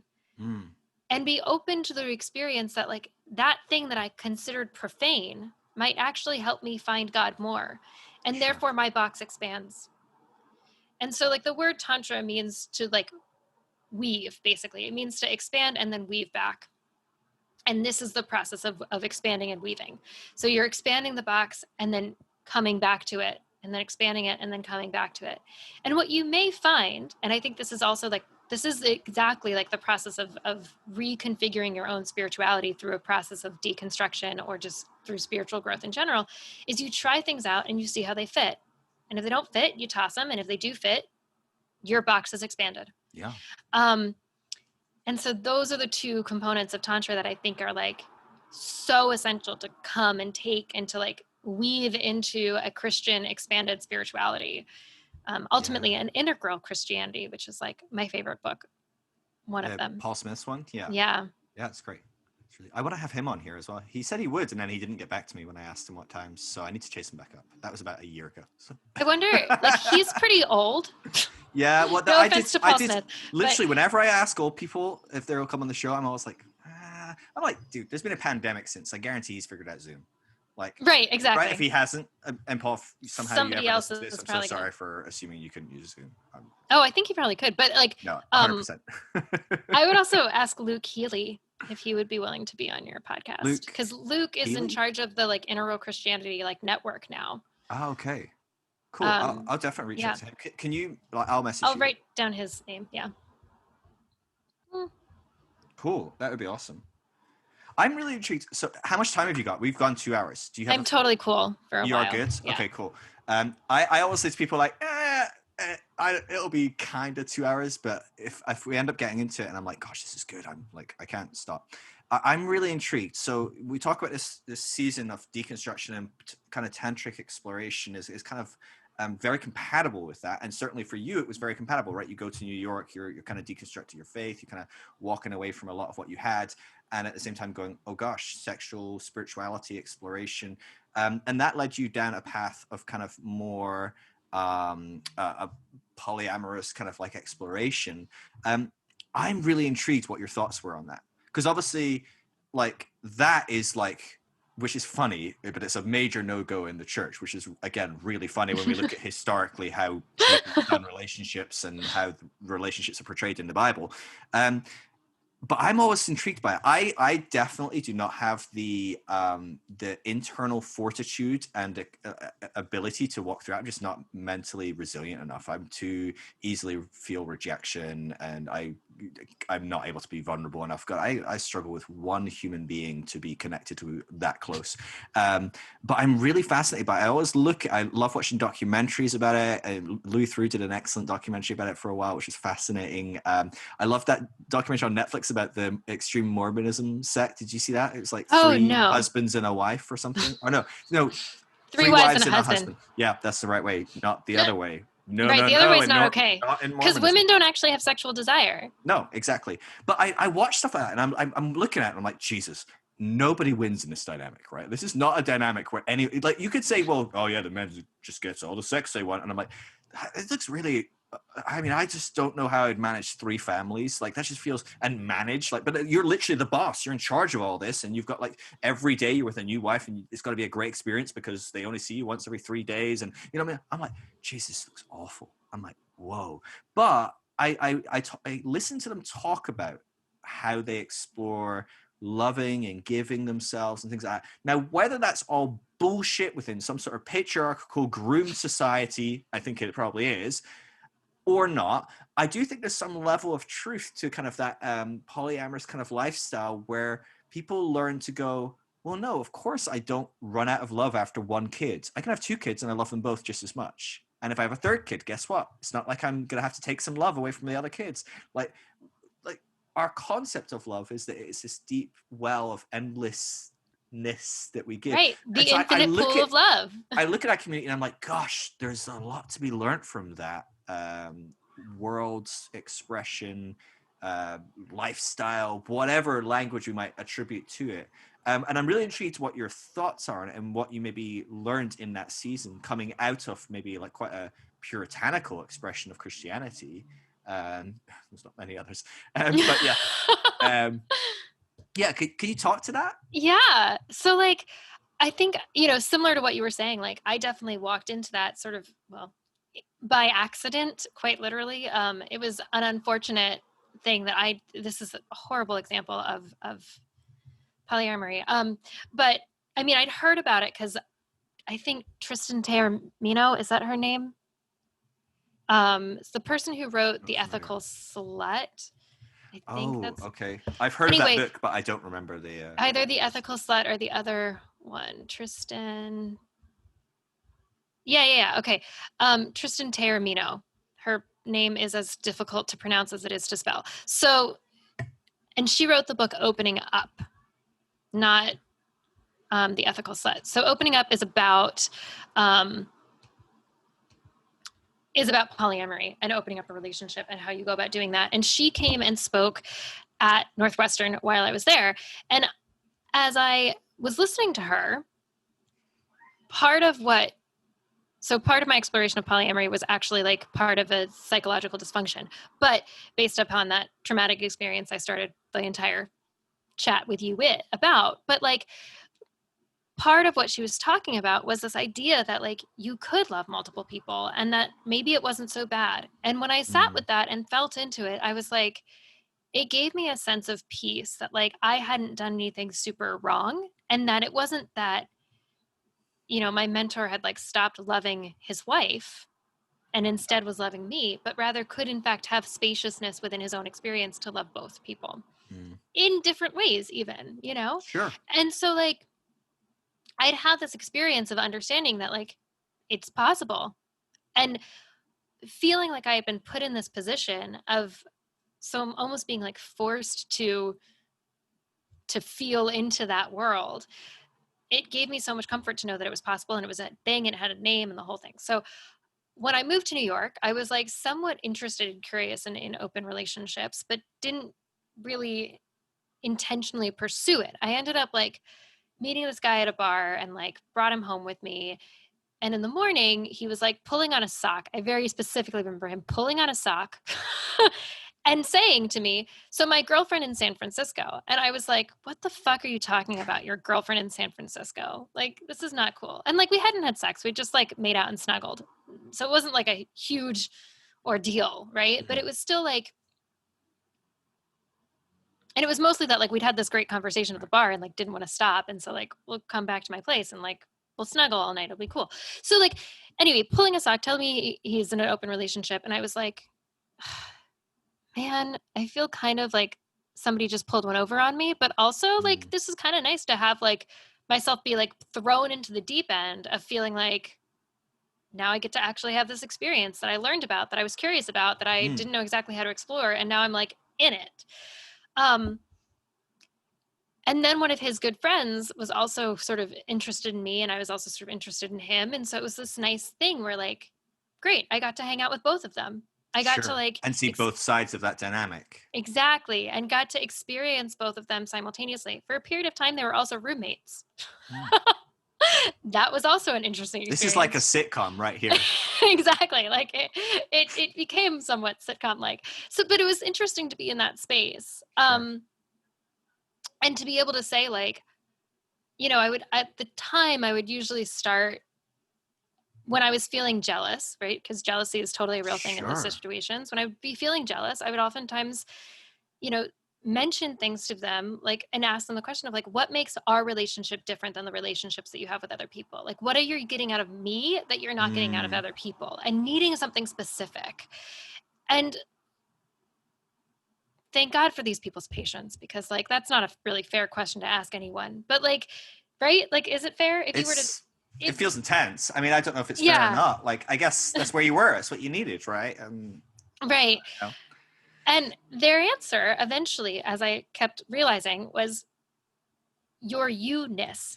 It wasn't about, my being younger than anybody else they were with, or my being brunette instead of being blonde, or my sort of ingenue energy of like, this is all new to me and I don't have that many sexual experiences. And I don't really know much about this. And I'm curious about it all. It wasn't even that. It was just like my me-ness.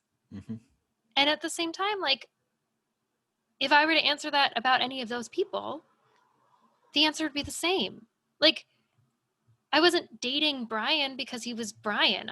Or because of something specific about him. I was dating him because he was Brian, or Cal because he was Cal, or Michael because he was Michael. Like, those people were simply the people I was dating because they were the people I cared about, Sure. and who I felt connected to. So that was really cool to like have that experience of recognition that like, yes, our hearts can expand to contain as many people as we want them to and need them to, but also that like, you're never in relationship with somebody, at least if you're a good human, you're never in relationship with somebody for a transactional reason. You're in a relationship with somebody because there's a unique constellation of existence that is contained in that person, and that's what you're attracted to. Yeah. And to also be recognizing that I too have a unique constellation of things that is worthy of love and is worthy of care. Yeah. And that unique combination creates this third thing that is infinitely unique, right? I mean, it cannot be created in any other way other than you and me coming together in this way. It's a beautiful thing. It really is. Totally. It's fascinating.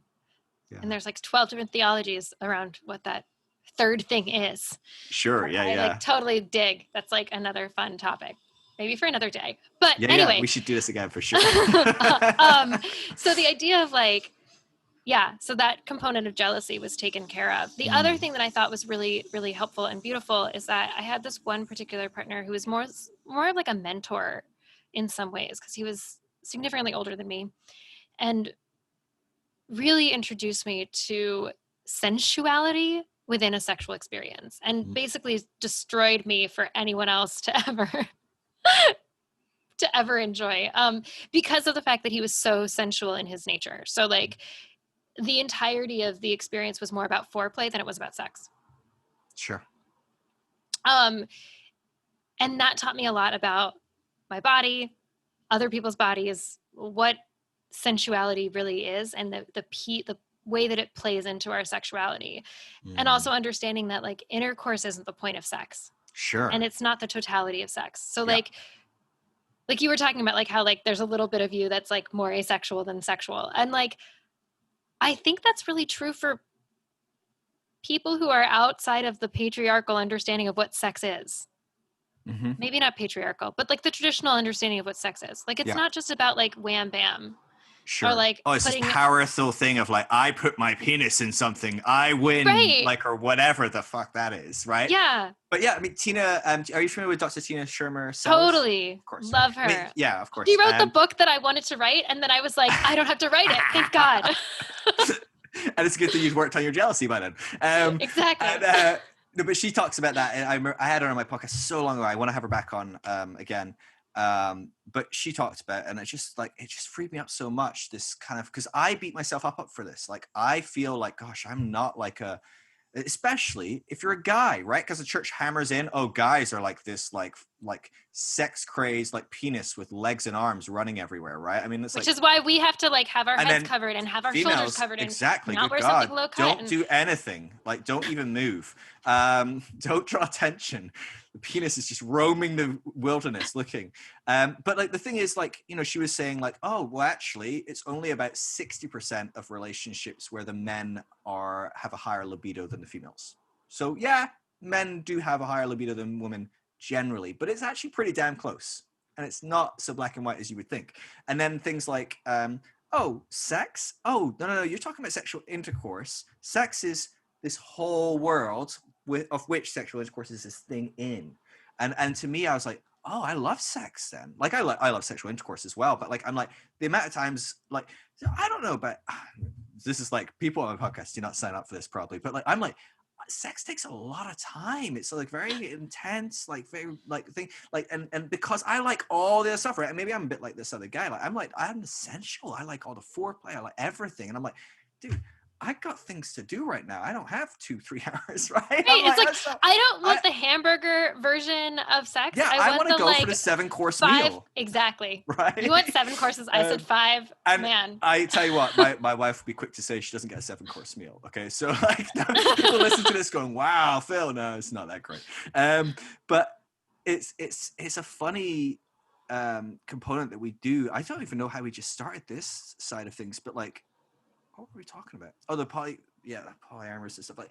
But like, I just think understand that people want different things from different people, um, and I think often about this because I have lots of really close friends, male and female, that I am very close to and very intimate with, and my wife isn't jealous of that. I don't want to have sex with them.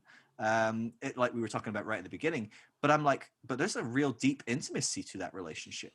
And that is meaningful to me. And for the most part, actually, a lot of churches that I've been a part of would not allow that level of closeness to people of the other sex or even the same sex. I might freak them out even more, actually, to be honest with you. I kiss tons of my guy friends. I mean, maybe European or whatever, but like a lot of my friends, I give them a kiss when I see them, and I'm like, hey, that freaks out Americans so when I was in New much. It's York, amazing. it was like you kissed everybody, man. Like, and especially my female friends, like, why not just kiss them on the lips? Like it was just a, Oh, absolutely. I kissed so many guys friends on the greeting. lips when I lived in California, and it's really, really conservative part of California. And it was just so fun to do. Just freak everybody out. Have you ever seen, Sacha Cohen Baron's Borat character? I haven't actually seen. Oh God, you need to watch Borat. But him going around America dressed up as this person from Kazakhstan that, like, no one really knows, doesn't know that he's this celebrity, and just him like going up to like the most conservative Republican candidate there is, who's like making this big stance about family values and all this different stuff, and him going, yeah, hello, Yakshamash, and he goes in and just kisses him, and like the guy's like, you can just see him like freak out internally of like, oh God, there's cameras here, and what's happened, and it's just too funny. I'm like, yes, troll people that expose that stuff. Oh my gosh. Yeah, that's so funny. Sorry, total derailment, but I'm so fascinated by it. So thank you for sharing that. Was there anything else you were talking about? So that one particular person who was more like mentorship, censorship in that sort of way, he would oftentimes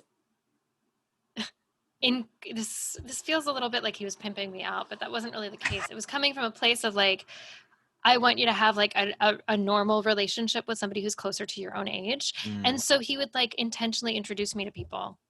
And it felt like such a beautiful gift to be able to be like, sure, I care about you so much that this is what's going to happen. There was also somebody I dated who was married, and his wife, before we went on, I think it was almost like our first date, I came over to his house and he was like, oh, it was a costume party that we're going to. And I didn't come in costume. I was wearing like jeans and a tank top or something, which is like my MO all the time, forever.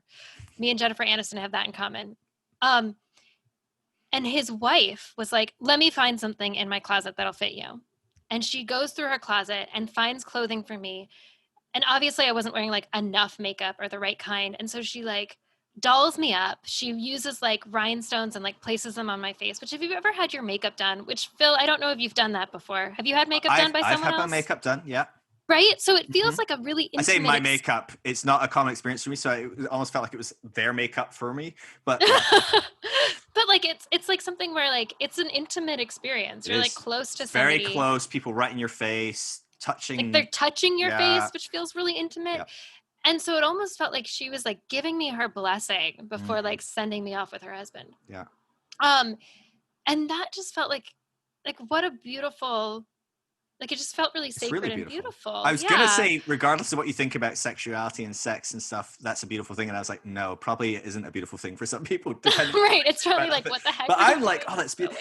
I know I had this conversation with my wife at one point where she was talking about how she loves how I've got these like close friendships, and she moved to Manchester where I lived. So she kind of like up and rooted herself from her community to mine. And she was talking about how she's never had a close like male friend really. And I was like, oh my gosh, like here's a male friend of mine, like please hang out with them and hang out with, but I'm like, that's to me I've in Christianity, that would never, you've never be like, oh, please, wife, hang out with this really, because let's face it, most of my guy friends are way better looking than me and actually like cooler, funnier, like pretty much every element of like jealousy and fear of like your wife running off with someone else. But that's just not in me. I just don't have that component in that way. I'm sure if she started sleeping with someone else, like there'd be some stuff for me to work through. But like, I just think that's so healthy. Like, not to brag on myself or anything, but I'm like, I just want my wife to have like good male friends, because if nothing else, that will help her be a better wife to me. For her to be able to go to a guy friend and go, hey, like, help me understand what the hell is going on in Phil's head. Not that all guys think the same or anything like that. Yeah. I think like most guys. But I just think that's a beautiful thing. You know, again, on some level, I understand that some people are going to be very stretched by some of the things we've talked about in this conversation, and won't be able to see necessarily some of these things as healthy, beautiful good part or healthy.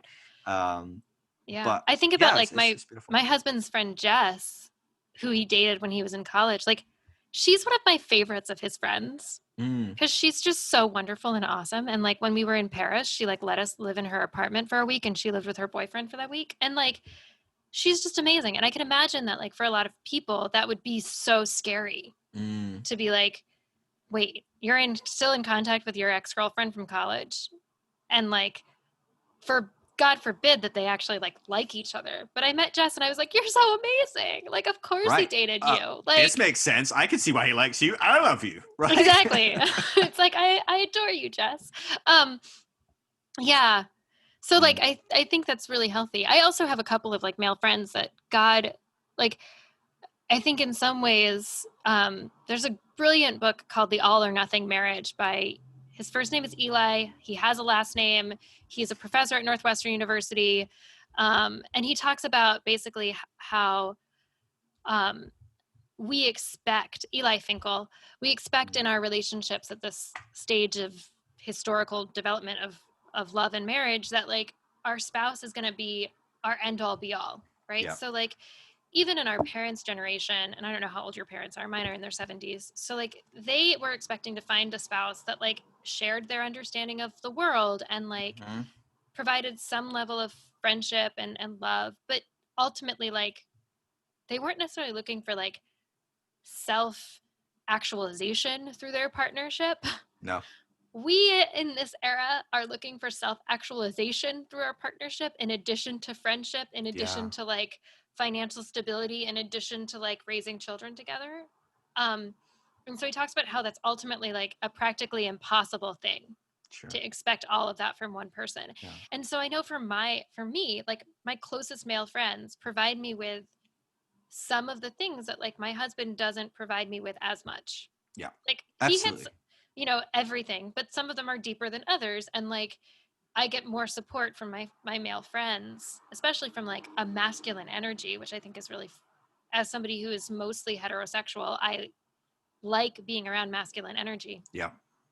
And really value being around it. So I actually never had the experience of being told you can't have male friends, in part because like I was the person who like always had male friends from the time I was like, it was too late. 3rd and 4th grade. Exactly. I was already screwed over. Yeah. That was the case with me. I just didn't experience that until it was too late. I have too many female friends. And they're like, I guess I can't say you can't do that. Right. And you've not impregnated any of them yet. So, I mean, that argument's not going to work. And I guess that's okay. So funny. Yeah. So like, it was just really lovely it's just really lovely to have those people in my life, Steven and Nuge. They're fucking brilliant, amazing human beings who I adore with all of my heart. I have no interest in being in a sexual relationship with either of them. Yeah. But feel like our intimacy and what we share with one another is like, I honestly feel like we've traveled across universes together in some way through our relating. And certainly they are a place where I feel like I can connect to that infinite pool of love so that I can dish it out to the rest of the world in a way that's really meaningful. That's beautiful. I feel like this is huge in breaking out of codependent kind of relationships as well, which like the church just loves a good codependent relationship, right? I mean, that's what its goal is. some sort of weird codependent relationship. It feels like, at least. Totally. And there's a part of me that wants that as well. There's also huge parts of me. I'm deeply introverted. I do not like neediness. I do not like, you know, I in a lot of ways, I'm my wife's worst nightmare, because I am like, okay, I've been in my office for 8 hours a day, you know, on my own. And she finishes work, I finish work, and I'm like, but I kind of want to go and read on my own now. So, and she's like, I want to hang out. And I'm like, I need some alone time after my 8 hours alone. Like, I'm That's just exactly like, what my husband does. so, And I'm always it's like, just funny. but like, can I at least touch you while you're doing that? Like, my primary love language is touch. Right. That's part of But why I was massage therapist. And like, that's please so just funny. touch me or pet me while Yeah. you read. Thankfully, we're both very touch oriented, but I think there is a part of it of that dynamic of going, hey, my partner wants like some space right now. Cool. I'll go hang out with my other friends and we can like snuggle on a couch and watch a movie. Like, that's okay. You know, or whatever, right? Totally. It's like, we both need some touch filled. That's great. We'll do that. You read a book or whatever, which historically just isn't an option for a Christian couple, generally speaking. Maybe slightly, but generally speaking, guys in the church don't all get together to hug and snuggle on a couch. Yeah. And then generally speaking, you're not allowed to go and snuggle with your wife's best friend. You know, like, that's generally speaking going to start all kinds of Christian issues. And so, yeah, it's just really fascinating, that kind of breaking out of kind of codependent kind of tendencies and that narrative, right? What was her name? Lorraine, in our heads? Yes, Lorraine. She's like, no, you can't talk to them, you know, like, right. Don't touch that person. It also makes me think of, like, I don't know, I was a theater major, right? So like, you're always touching people in theater. Sure. That's like just part of the way that works. You're practically a puddle of cuddling. Yeah. You're a cuddle puddle. And being able to contextualize stuff, right? So again, in Europe, right, you go to a sauna and everyone's naked, men and women hanging out together, but it's not sexual, right? Or you look at a shower gel commercial and the woman is naked and she's like rubbing her breasts and her armpits with like shower gel, because it's actually weird, if we think about it, that the person in our commercial is wearing a bikini. That's weirder. Right. It's weirder than the naked person, if we're honest, right? But we've been brought up in this environment where we can't contextualize, and so we have to have someone wearing a bikini in a shower, or usually we just cut it weirdly so that, you know, we never see. Right, exactly. Like obscure, like, or the woman's leg is already shaved when she's shaving it because we can't possibly see a hairy leg or whatever. Oh my gosh, we yes. do, right? And it's so painful that we haven't been taught as Christians to contextualize. What does it look like to just raise your kids and go, okay, so sometimes you're going to see women naked, Bob, or you're going to see guys naked, Julie, or whatever, if you're not even within that heterosexual kind of norm, like that we create in Christianity or whatever. But sometimes you're going to see someone else naked, and it doesn't have to be a sexual experience inherently. It can just be that you're going, they're naked. And you can even go, dang, and they look good. And then you can go on with your sauna, right? It's fine. I think that's part of sexual integration, right? Which is like, the Catholic Church defines chastity in a really cool way. That's not what you think it is. So chastity is defined as the integration of sexuality and thus inner unity of the person in their bodily and spiritual being. So the integration of sexuality and thus inner unity of the person in their bodily and spiritual being, which means that integrating your sexuality, being chaste by definition, is more about having an integrated sexuality where you could see someone naked and not get immediately turned on. It's an internal reality. It's not about your external performance. Totally. It's all about, and also like this body soul integration piece, which I think is like so sexy in an intellectual way. So cool that like body soul integration is the key piece of chastity. And so a lot of the times that I talk about chastity and talk about, you know, sexual integration, I think about like, well, where are the places where you're already experiencing body soul integration in your life? Because you're having those moments where you're like in a flow state, sort of, to use I'm not even going to attempt that dude's name, but the guy, I think his first name is Mikhail or something, and his last name starts with a CZ and goes on for about 20 letters. He wrote the book about flow. Okay. People can Google it. Just start smashing your keyboard after CZ. Exactly. Type flow and then smash your keyboard. You'll get the book, I promise. That's so I'm funny. like, God, Dave, my husband like explained to me how you pronounce it, but I don't remember. Anyway, so a flow state is sort of like a body soul integration state. Right. If you want to look at it from a more orange, intellectual, rational perspective. And we've all got that. We've all had those moments where like you lose track of time, you lose track of you're so present in the moment that you lose track of what's going on elsewhere. Mm. And those are the moments where we start to better integrate our sexuality, actually. And ideally, when you are in fact having sex, you go into a flow state where your body soul is united. You lose track of time. You're so in the moment. You're so present. All that sort of stuff. Yeah. Yeah. What's also interesting is Eros and the experience of Eros can also be described as a flow state. Like those things sort of go together as well. So. Sure. Yeah, it's an interesting little constellation of experiences. No, that's fantastic. Thank you so much for taking so much time to hang You're out, to so share. welcome. Thanks for I feel chatting. like we could chat again for another 2.5 hours easy, I think. So maybe at some point in the future we'll have you back on and we'll go into a whole bunch of other bits and pieces. But how can people connect with you? What are you doing in the world that is helping people, that will resource them? You know, what do you recommend people connect with? Okay, so there's a few different things. One is I don't know when you're going to be posting this on your podcast. This is a great question. Probably not for a little while. It's probably October now, I think. Anyway, so I have coaching programs that are available. The one that I'm launching right now is Sultry Salvation, and it's a 5-month program. What's really cool is that I've combined sex coaching with spiritual direction. So you do like 2 sex coaching sessions a month and 1 spiritual direction session, which means that like you're dealing with both the like, let's move you through whatever is coming up for you sort of from your religious background, even if you're no longer a believer in God, using that understanding of faith that's like a little broader than just having a man in the sky. It gives you space to process the spiritual shit while you're also processing and doing things that are more sexually oriented. So that's really cool. When does that run? Is that like just recurring over and over, or does it start? Yeah, basically. I'm going to start it. The next one's going to start actually like October 5th. So if you're listening to this, you probably won't be able to join that one, but I might reopen it for like the month of November or December. It starts the 5th, so you'll be like doing launch and sign-ups and stuff. Yeah, I do launch. Okay, my launch week is next week. I'll move it around, and I'll next weekend. Oh, I mean, like I'm not going to close the doors until October 1st or so. So okay. I'll move you forward to the 21st of September. Sweet, awesome. So okay, guys, so then you've got some time to get in there. Yeah, if you want limited spaces, get on it, people. Exactly. It's already been open for like a week and a half. You know, you need to get on it. And like last week was my big week of trainings. But those trainings that I do in order to like help promote the launch are all in my Facebook group, which is like really where the party's at. I'm totally on Instagram and do lots of stuff there, but like Facebook group is really where it's at.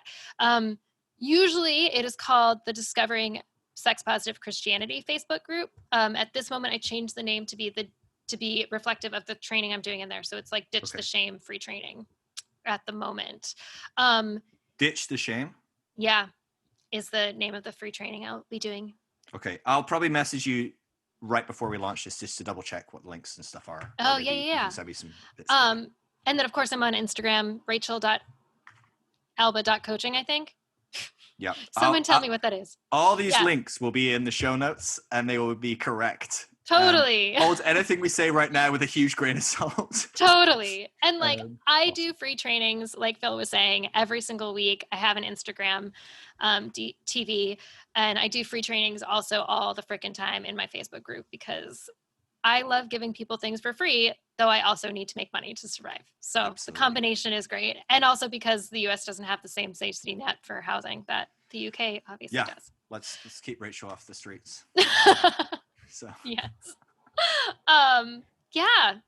So thank you so much, Phil, for having me. Oh, it was thank such you. A blast. Honestly, what you do is really important. Like I stressed at the beginning. I think the conversation that we've had, it only highlights again and again and again how big an issue this is and how real this is for so many people. So what you're doing is so important. There cannot be enough people creating resources, helping people, walking people through their journeys, and like what a enriching and rewarding thing to do as well. I'm sure it's a really it's great so amazing thing that you get to do, to be able to help people take their whole lives to a whole nother level, really, in a lot of ways, I'm sure. My star client yesterday was like, I feel more empowered and more embodied and more like something else. So you said something beautiful, but I was like, you're feeling more empowered and embodied. That's it. Makes my heart sing. That will get me out of bed tomorrow morning when I don't feel like working. It's like, yes. Totally. No, it's really beautiful. Thank you so much for what you're doing. You are so and thank welcome. You for coming thank on. You. It was honestly amazing. So, yeah, but I'll let you know when it goes live, but we'll aim for 21st of September. Sweet. Cool. Awesome. All right. Thank Love you, Rachel. Catch you later. Yeah. Yeah. Bye. Bye.